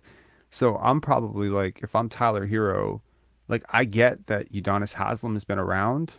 I get that, I get that he's a vet, he's solid, whatever. But I also know that I'm a better player today than he ever was. I know I'm way more talented at basketball than he ever was, right? And so like there's got to be some level of respect. You're asking me to respect you because you're old and you made it 19 years in the league. Congratulations. You respect me for being way more talented than you ever were at 22. Like when you approach both things with respect, good people can thrive, right? But if you walk in like you're Fred VanVleet, you walk into a situation with Scotty Barnes and you're like, okay, well, you know, I'm a 7-year vet and I'm an NBA champion and you're not, so I'm automatically right. Well, it's like, well, I'm a high school All-American, I'm a 3-time gold medalist, like you know what I mean? I'm a top 5 pick, I'm a lottery pick, I got like 5 brand endorsements. Like shut the fuck up. Like we both done some stuff. Like approach it with respect. Respect meets respect. I don't like, and I think you know sometimes it's difficult for an organization to restructure their brains around the idea of dealing with a thing for the first time. You know, like the Raptors, they haven't like had a top 5 pick within this core forever. They were notorious for being the first team that won a championship without a top 10 pick. Yeah. I think it was without a top. They didn't have a single lottery pick. They didn't have a lottery pick, yeah. There was no lottery pick on the roster. All the lottery picks were traded, right? Yeah. Jonas was traded. Jakob was traded. DeMar was traded. It's almost like hilarious that they did that. But they traded all those lottery picks for guys who were picked in the first, late first round, early second round in Gasol, Ibaka, and Kawhi Leonard, Danny Green, undrafted guy. So Siakam, yeah. well, Siakam was a part of it. So I'm saying like, you know, it's interesting, but like there has to be some level of respect also given the other way. I think that's fair. And Brian, you know, he came on the live one time. I don't know if you ever saw it, but we were just chopping it up and we were talking about it. And he was just like just remember who he is though, right? Like there has like he's 21 and he gets that, right? He's 21 and he can respect his vets and he can respect Fred and Pascal and whatever. But you don't get to talk to him like he's Christian Coloco because he's not. You know what I mean? Like, and I feel like once there's that level of respect, like I don't think Steven Adams puffs up to Ja Morant because he's been in the league longer, right? Yeah. Like we have a very weird culture in Toronto sports about young guys. Like we still act like Charles Oakley and Antonio Davis made Vince Carter's career. We're so attached to this narrative that old people are so much like smarter than young people. It's just not always true. No, I agree. I'm just saying it's not always true. It's perfectly possible. Like I remember, to anyone who wants to laugh their ass off, go and listen to what the Cleveland Cavaliers said about LeBron James, like the current roster of Carlos Boozer, Darius Miles, all those dudes, Ricky Davis, those guys who were on the roster. Go listen to what they said about LeBron James potentially joining the Cavs prior to him joining the Cavs. No, I remember Just that. go listen to it. It's hilarious. We got guys that are better than him at his position right now. I mean, it's cool if he wants to jump on our ship. It's like, what ship, bro? Yeah. Darius Miles, right? Like, what ship? Like, your arrogance is ridiculous. Like, there has to be levels to this. We have to respect it. And that's why when people, you know, when people try to shape the narrative like, oh, Scotty's got to go through the same, you know, trajectory as Pascal and Fred, it's like, no, he doesn't. It's not the same thing. It's the same reason why Vince didn't have to go through the same, you know, rigmarole as Kawhi, right? Like there's a certain, you know, status afforded to you as a top 5 pick, and that might bother some people. That does bother some people, doesn't it? I mean, I think it rubs some people the wrong way. Well, I'm sure it does, especially when, you know, Scotty's he wears his heart in his sleeve and he says what he's thinking. So like, if he knows that he's deserving of something, he's going to say it. Yeah, and that absolutely. totally will rub. And I mean, he's so egoless. He's so egoless. He's all about his teammates. He's not hijacking the offense. Like he's one of the most selfless players in the world. It's not like he's walking around thinking he's king shit or whatever. He's talking about OG and Fred and Scotty. Like OG and Fred and Pascal are so great, and you know Gary's such a sniper, and he always bigs up his teammates. It's like if there was one guy who's a top 5 pick who's just so egoless, it's Scotty. This is like listening to some fans in this fan base talk about Scotty being, you know, arrogant or needing to, you know, wait his turn or needing to earn his stripes or whatever. It's like listening to Kendrick Perkins talk about how Nikola Jokic is stat padding. It's so absurd to me. Like it's crazy. Yeah. Stat But paddy, yeah, that's what Jokic is. Stat padder, right? yeah, because like I mean, look, it's like when you break it down, like everyone tries to relate these situations back to something that they understand in their own lives, and look, like most of us are not CEOs at our companies, most of us are not, and so when we start to, compare it to, oh well, I worked at a car dealership and this guy's in the NBA, like it falls apart real quick. But it is still what we can compare to because all we've ever known is working at a car dealership or working at Walmart or whatever. And I'm not even trying to be pretentious or rude to anyone who works like a 9 to 5, like a normal person. Like most of us do, right? But like this is different. Like there's millions and millions of dollars to this, and trust me, like there's certain industries where it just doesn't work that way. Like there's so many tech startups where it doesn't work that way. Medicine, it works that way. You go through the, there's no like 16-year-old like neuroscience prodigy who can perform like, Yeah. brain surgery. Like, but there is a 13-year-old who can probably cure global warming right now because they're just that smart and that advanced mentally. So, there's levels to this. And I think Scotty just, and it's just like, for me, it's like, having a guy like a Luka or a Scotty or a Jokic and I mean I'm putting him in the category of just guys who see the game so advanced for their age. I'm cool with that guy having a lot of say, even when he's really young, about how the offense should work, because he's right. Well, You it's know? like, yeah, I mean, it's like chess, like you've mentioned before. There are young chess prodigies that will be better at 9 years old than 99% of adults ever will be at chess, and you got to listen and, they see the game in a way that other people just can't see it. And you got to listen to that. Mm-hmm. For sure. Yeah. Anyways, any final thoughts on this game before we wrap this up? No, man, it's been relatively technical difficulty free. So good on that. Did I stop lagging? Yeah, you've been good ever since Okay. our call started. Yeah. Great. Yeah, because yesterday, I don't know what the hell happened, but I did a live for like close to 2 hours and 45 minutes last night as I put the world on blast. I remember. I was there. You were there. Okay. Oh, Yeah. man, yeah, I was there. I got so pissed off. And I mean, I went back and watched it and I was like lagging like crazy, like the whole way through. It was like 3 hours of lagging. Like there was not one part where it didn't lag. So I was like, oh my God, I hope that doesn't happen again. It's like I made an honest trailer about like the Raptors, but I obviously started it out with from the company, the worst internet ever, and I was just like, yo, they're gonna screw up my internet for life, aren't they? Because I'm with that worst. I'm with that worst company like ever. Yeah. Anyway, thanks a lot, Daryl. Appreciate it. All right. Have a good night. Have a good one. See ya.